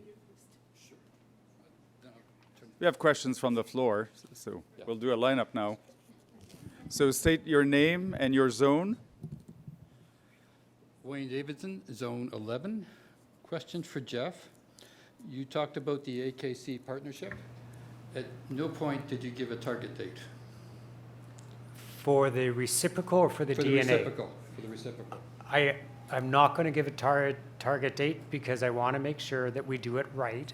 So it has been pushed off because of the challenges we've had. We're going to wait for the lessons learned, which is about a 4-week process to the end of June. And then we are also making some changes to our technology partners. As you can imagine, we were not happy with our partners. And when everything is properly lined up, we will then go ahead and spend the money to actually do the programming. We anticipate it to be a this year project, but I don't have the conditions lined up to give you a firm date as yet. Hi, I'm Nancy Higgett, Zone 12. I have an Irish setter, most often the only Irish setter at a show, so it's damn hard to get points. But I would like a little more follow-up on the previous presentation, more to the nature of what is the problem, because I'm not clear in what she stated. What is the problem that we need to have fixed? If I could have a little more explanation on that, please. Back to our confirmation voice. She's going to answer first. Yeah. I'm going to take that one because I've been involved with testing. 1, 2, there. So I will take that question because this is a conversation that I have been involved in since the beginning. I think what the concern is, or not think, I know what the concern is, that there are some members that feel that it's just not worth their time or money to enter a show any longer because the same dogs are winning. As they see it, the same dogs are winning consistently every time. So especially at the higher levels, the group first, the best in show level. And so as Leanne mentioned, that this is something that the Confirmation Council is looking at. And if there is anything that we can do that makes it fair for everybody, because you know, you still want to have the top dogs that are doing, I mean, let's be realistic. The nice dogs are winning for a reason. They're nice dogs. So we still want to cater to everybody. It's not just about one person, the really good people or the people that are not winning. It needs to be, and as Leanne stated, it's not an overnight fix. It's something that needs to be looked at for a while. But the gist of it is that there are a few people that are upset because if you look at the best in show or group lineup, it's the same dogs all the time. Thank you, Tammy. Gentlemen. My name is Wayne Thompson, breeder, judge, handler, whatever you want to call it. My question is about qualifications or about us going to the United States to judge. Now, I know till last year, you only have 8 heart attacks. Now we're allowed 16. And I can't understand is why the CKC, AKC can't get together and give us the right or the option to be able to go to the United States without having a heart attack, to go down there to judge dogs. And I can't understand why this can't be done. Must be a better way. We improved the number of days. The problem is it's an American international labor law that we're working in the States. There is a process that you can apply for a work permit. Yeah, for $2,000 or $3,000. True. Yeah. And it's good for, Leanne, how many years? 10 years. But I don't see why right now, they want us to come down and judge because they gave us 16, which I was really shocked to begin with. But still, it's a hassle. It really is. And I don't think we, as exhibitors and as handlers and or whatever, we should have to be able to worry about these situations when we have to go down south. And I think, why can't CKC or the government, there's got to be some way of doing something that we can work out an idea, a plan that we can go without having all these problems that we have. It's not really a problem, but it is mentally a problem. American judges can come up to Canada because dogs in Canada are deemed to be livestock. That's the Livestock Pedigree Act, that's right. Not in the States. They deem it that we are working. Has it ever been brought up, though, at the AKC and CKC, sat down and actually tried to work out something? Jeff and I actually talked to them. We were down there 2 years ago, and what was the outcome? Well, their comment was they cannot control that because that is their revenue side. That's not. AKC does not have that kind of leverage to. Okay. So if anybody knows not Bill Clinton. Joe Biden. Like that's basically what we need is we need somebody that so knew somebody. So it has to go right to the top. Yeah. Exactly. It's an American regulation. I just want to see if there is something trying to be done. There's nothing simple. The only compromise we have is that permit. Yeah. Okay. Thank you very much. All right. Take care. And I want to add, though, that we have improved and worked a lot the relationship with the AKC over the last 2 years. Jeff and I were in Orlando last December. We met with their executives. Corinne was there the year before. And we've seen an improvement in the number of days that you can judge in the U.S. So things are changing and moving. So we're really working hard with their relationship. I was at Westminster recently, and I went to, we had a chat with most of the executives there, and so the relationship building has been positive and paying off so far. And Richard.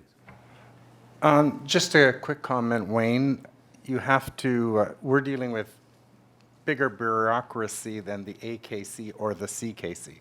This is U.S. Border Services. It's a law that can get misinterpreted by whatever border control guy you get when you cross the border as to whether he lets you in or not. So you're talking about heart attacks. You also have to worry about unexpected consequences. Take the example of all the lobbying we did to stop puppy mills with mass importations and the unexpected consequence of CFI passing a law that we fought strenuously against that now hurts all of our breeders because of the frustration with trying to import puppies under 8 months of age right now. So we get involved with the Canadian, or it would be American Border Services, where we have no standing. They don't care about Canadians. And we interfere with their laws and try and tell them what to do, the unexpected consequences that all of us may be on the radar, and you will not only have a heart attack at the border, you will be refused entry. So I think it's a bigger problem than the CKC getting involved. It's a bigger problem with just their, like Corinne said, international labor laws, and they're very strict. So again, beware of the unexpected consequence. As the moderator, I will go now to our virtual members or attendees. So the next question is from Christy Schenk. Will the integrated breeder health program provide any hopeful benefits to breeder aside from what has been outlined? If so, can you provide a small glimpse into that? And I will push that to Jeff. Thank you, and thank you, Christy. I hope you and your Great Danes are having a good day today. Yeah, of course. The whole purpose of this is to support the member breeders. At the sort of individual level, there would be the sort of general support of education, better understanding of health strategies, how to support with DNA and potentially discounts in that. The sort of more general ones would be our ability to better differentiate our good CKC members from the rest of the pack, which then gives us confidence to really build out the puppy list, promote the puppy list, and do all sorts of advocacy work with our legislative, because we can point to a program that really does separate our member breeders who are the best of the best. But right now, if you pay $55, you're a member breeder, whether you follow everything else or not. So we need that program to differentiate, and then sort of globally, we can, not globally as in the world, but as an organization, start to separate ourselves from the rest. And if you truly want a well-bred, healthy, purebred dog, it's not the dog you're looking for, it's the member breeder that you want to find first and foremost, because you're therefore much better going to get a better product, a better dog, and we have that confidence in that promotion. So there's tangible benefits as a community to help you with your breeding programs, and then there's this sort of more holistic benefit that the CKC can provide to raise our member breeders up. So it's that sort of at least two levels. Thank you, Jeff. So let's go back to the floor, Mr. Wayne. Wayne Davidson, Zone 11. My question to the board, and my first thought is congratulations on buying Canuck dogs. My question for you is, what do you plan for it in the future? Back to Jeff. Canuck dogs was a great purchase for a couple of reasons. One, it kept it alive and healthy because Sue was drowning as a volunteer trying to keep that business going, and now she's got a full-time job with CKC. The Canuck dogs, the vision is that CKC and Canuck dogs evolves into one, and so Canuck dogs becomes the place you go for all of your event information within the CKC. Canuck, and we are learning from Canuck dogs. Like Sue is running the paperless trial because of her ability and her programming experience. And so we're also tapping into that more entrepreneur mindset that Canuck Dogs has and sort of folding it with the Canadian Kennel Club. But it will be the platform within the Canadian Kennel Club where all of your event information will be. So more and more together as one. But will that include results? Yes. You didn't mention it, that's why I'm asking. Yeah, we don't want to do anything that takes away from what the Canuck dog already provides to. But yes, the results, and we want to get to the point where there's not Canuck dog results, which are unofficial, and CKC official results. There may be a timing thing where they go up on Canuck dogs and then more quickly verified as official results. But yeah, we want one place for results and would use Canuck dogs for that.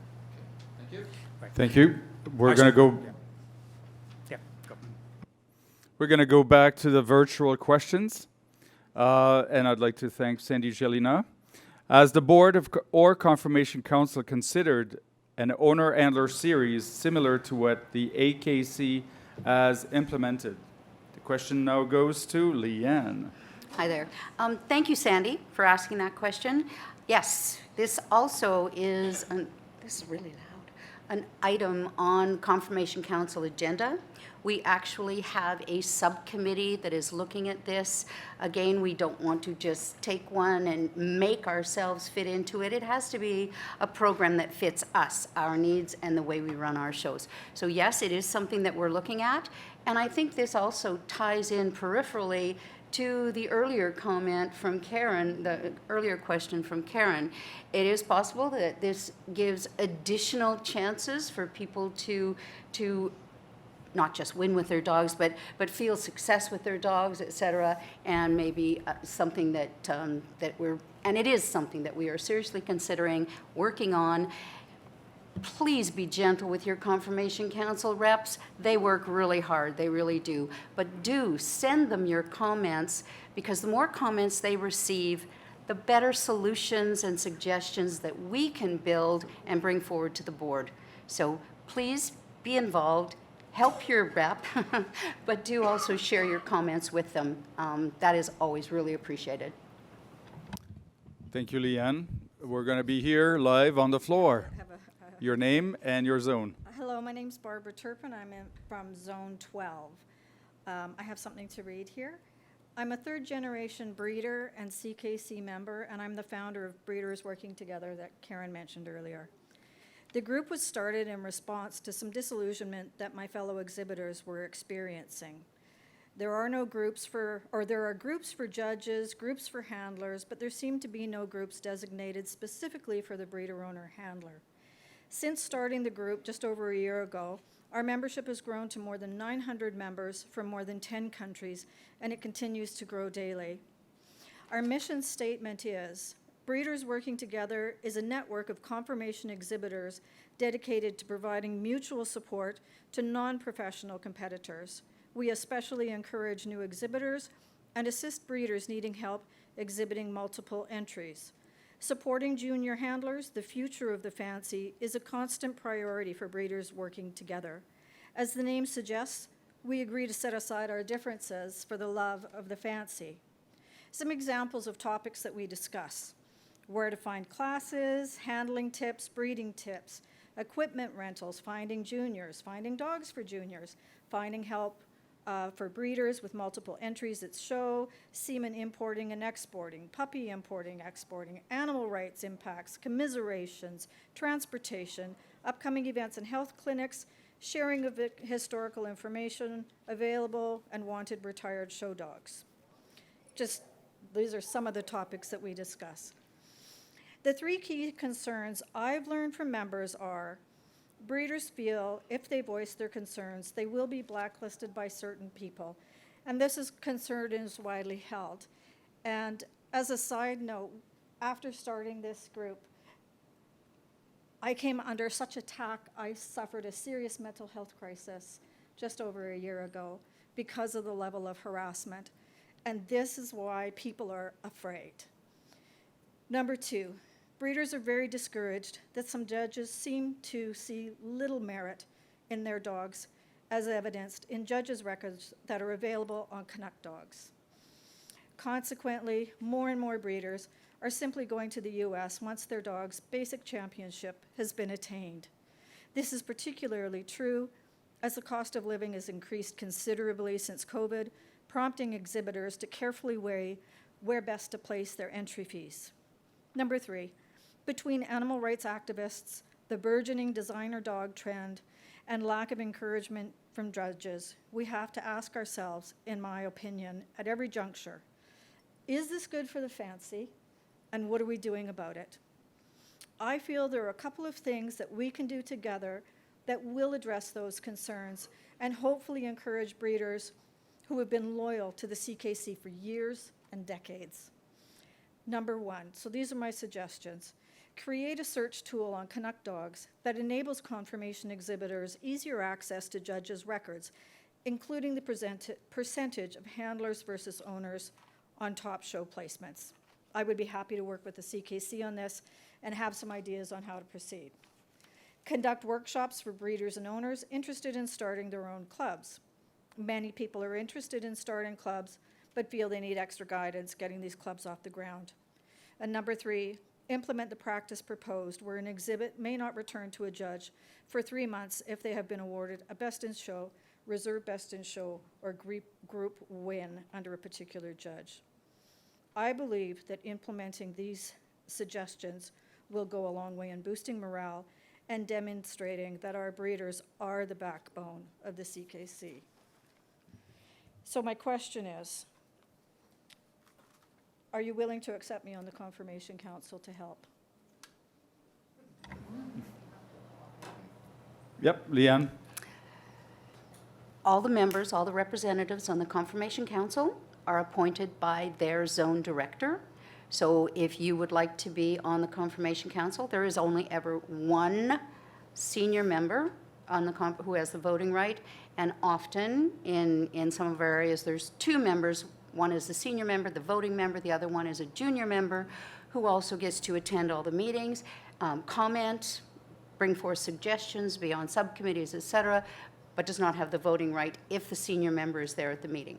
But the short answer is you have to contact your own zone director and let your wishes be known that you would like to have your name put forward, and then it is up to your zone director to appoint the representative that they choose for their zone. Okay?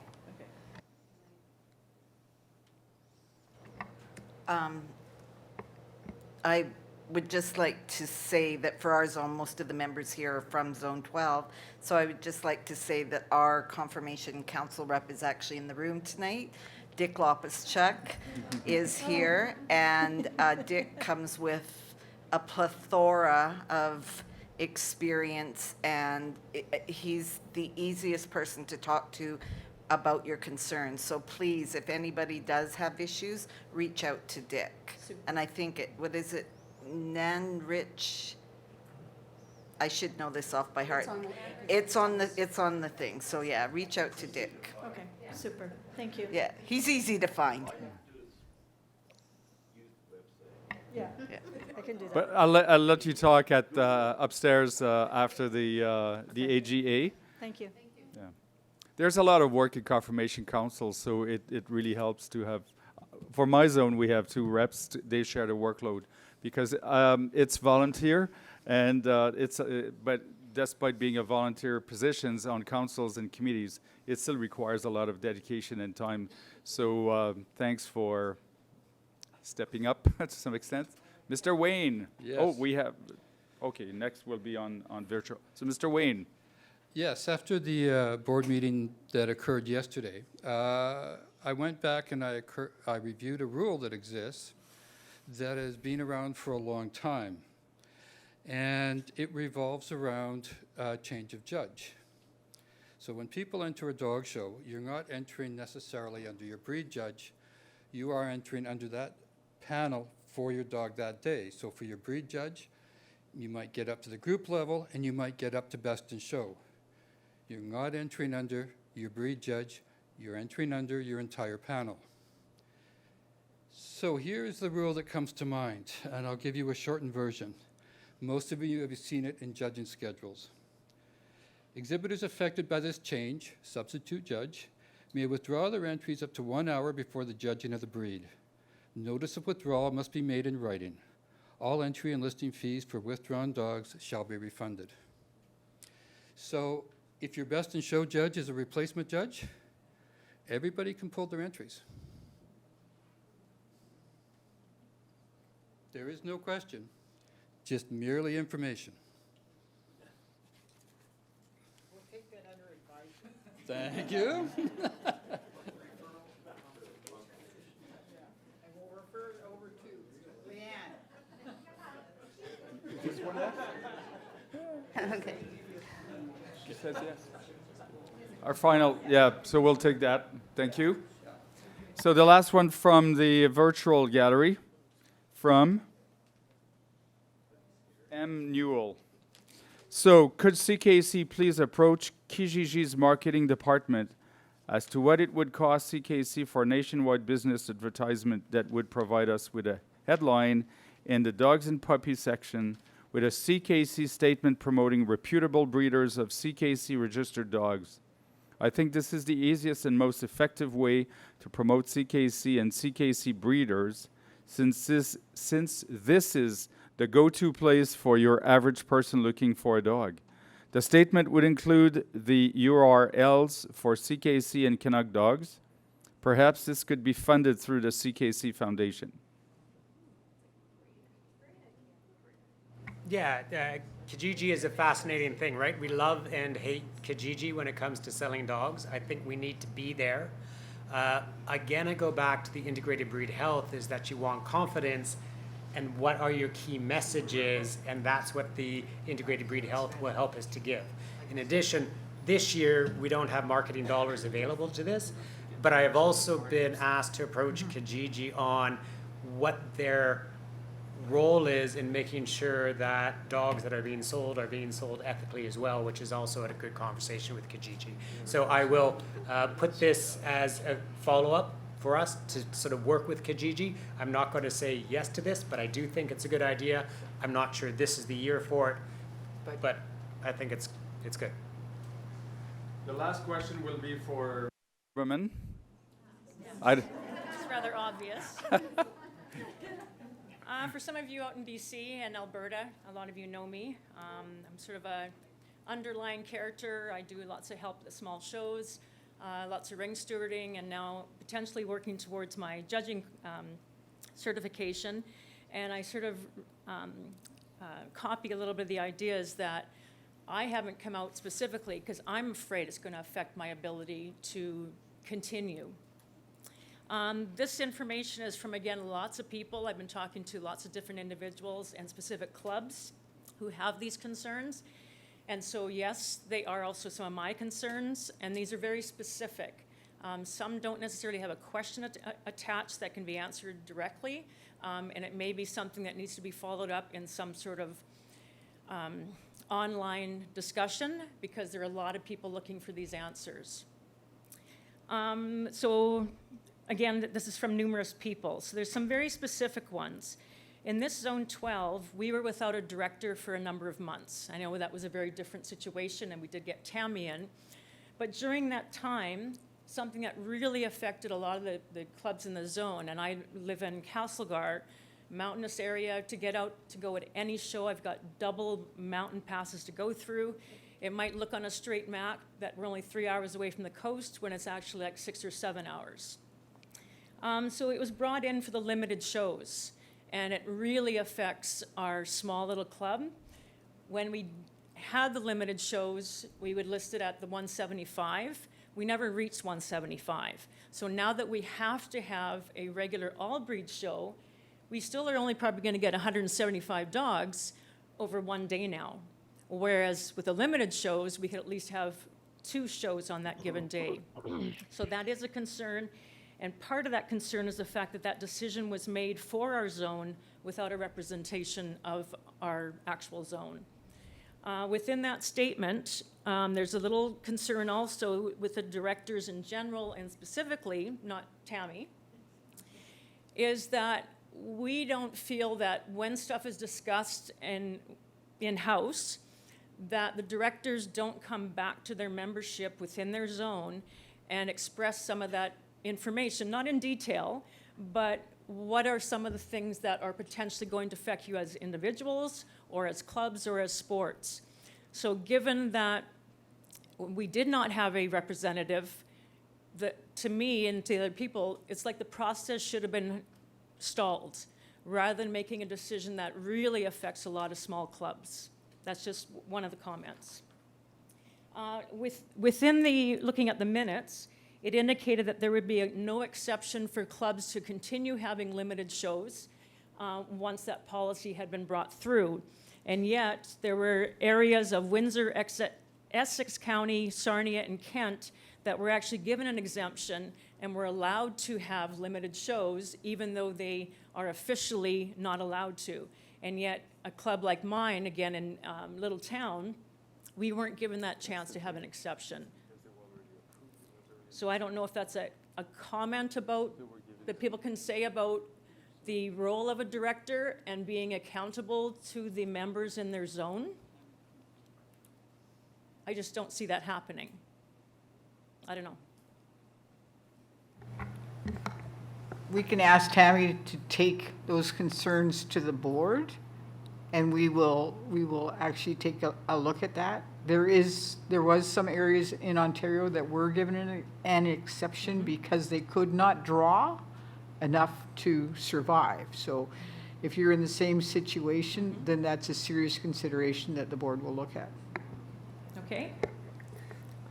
Moving on, I have a few points. You have a couple of seconds? minutes because we have, yeah. Okay, we so have the to other wrap up. things are the creation of minimizing specialty shows, and the sake that I know they don't want to overlap between a regional, a provincial, all of that kind of stuff. But again, when I look at the listing of a lot of the clubs, there are ones that function as a provincial club, but yet they are actually a regional or local club. I think on those lists, they need to do a little housekeeping. That was addressed to positively yesterday. Oh, Yeah. okay. Good. We're doing good. Yes. The other main thing that came up was, it was deemed that, again, I support the decisions of moving the office, with leaving the, getting out of the lease had ended. What wasn't really brought forward was the cost that was budgeted for to move into that building. In the minutes, it was deemed that it was $600,000 that was allotted to renovate the building. And again, as the membership, we don't know that that was actually a valid thing, especially for a leased building. It wasn't a bought building. So that is, again, another concern that people have come up with, that it's our membership money, and yet it was budgeted without even our input or even knowledge. I'll let Jeff address that. So when we started the lease, we looked at the financial impact of all the leases, because it was a combination of high cost per rent versus no construction, lots of construction, but then very low cost. This was by far the best financial opportunity for us.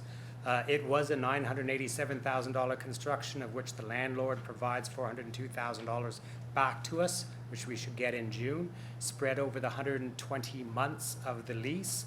That is about $5,000 a month, and our savings on a monthly basis are $400,000. Well, on a monthly basis is $38,000 a month. So it was by far, even with the construction costs rolled in. And I will say that it was a good conversation with the board of directors. It went through the audit committee. So no, that was not a decision for the individual membership, but your representatives at the board table were fully involved and brought into the process for that decision making. Yeah, and again, 20 seconds. The 20 seconds. the fault isn't coming from the fact that the decision was made by people that are in the know. It's the fact that the membership wasn't told about that. Because when that information came out, there was lots of advertising that we're moving offices, this is great, this is our new location. But when I was telling people from the minutes that there was $600,000 budgeted, people were just shocked. And so having that explanation would be a thing to quell those understandings. That was in minutes. That was, the information has been shared at all the quality board meetings. But not to the members. In the Oh, yeah. minutes that are put on the website, Yeah. it's the whole process has been in the minutes, and it's reflected the savings all the way along.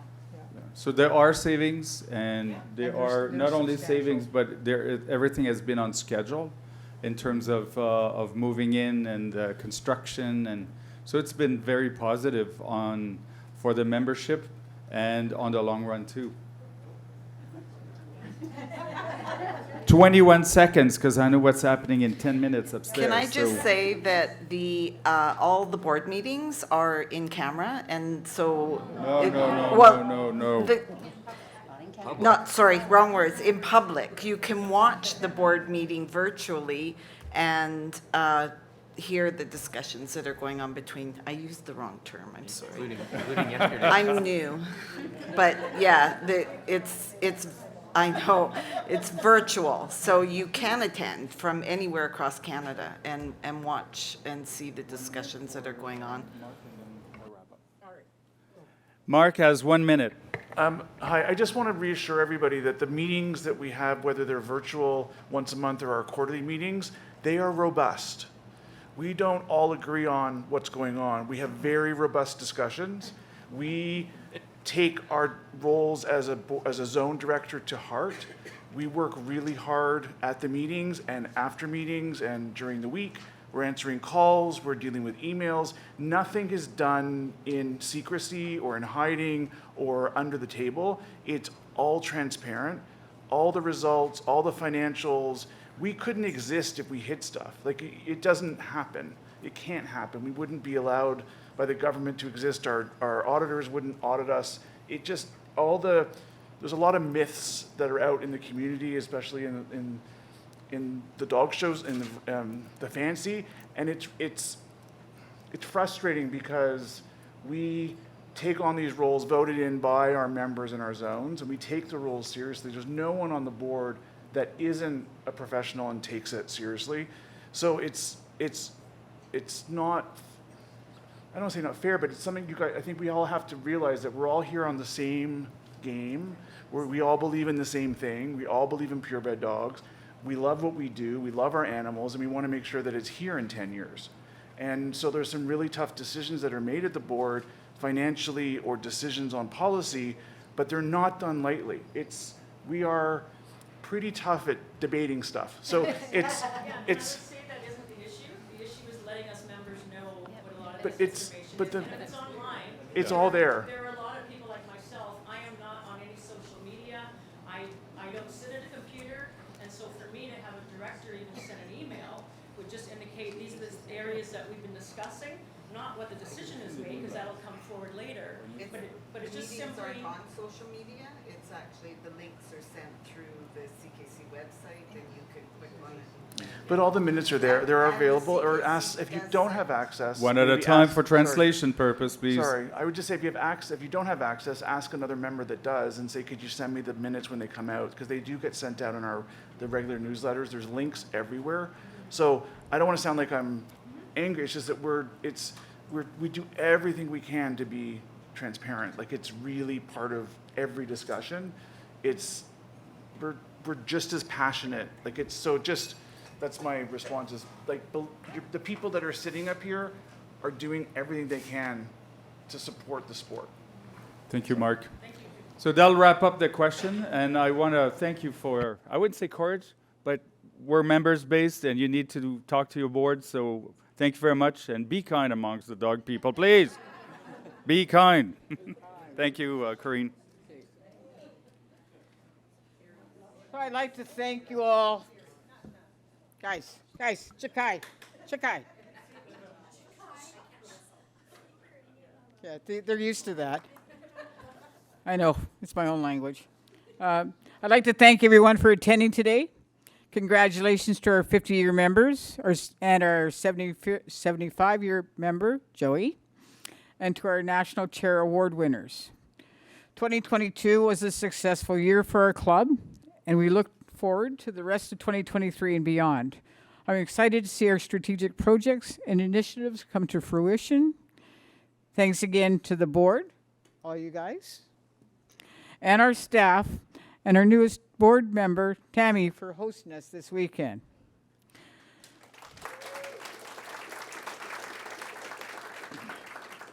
For those of you online, please take the time to complete our survey so we know how we're doing. Your feedback will give us direction of how to conduct future meetings. It can be found under the survey tab in the left-hand menu of the live streaming platform. Once again, thank you for attending. I'll now entertain the following motion. It has been moved by Frank MacArthur that the meeting be adjourned. All those in favor?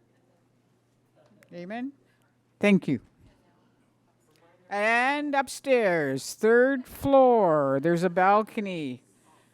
There's a cash bar and there's munchies. So come on up and we'll chat.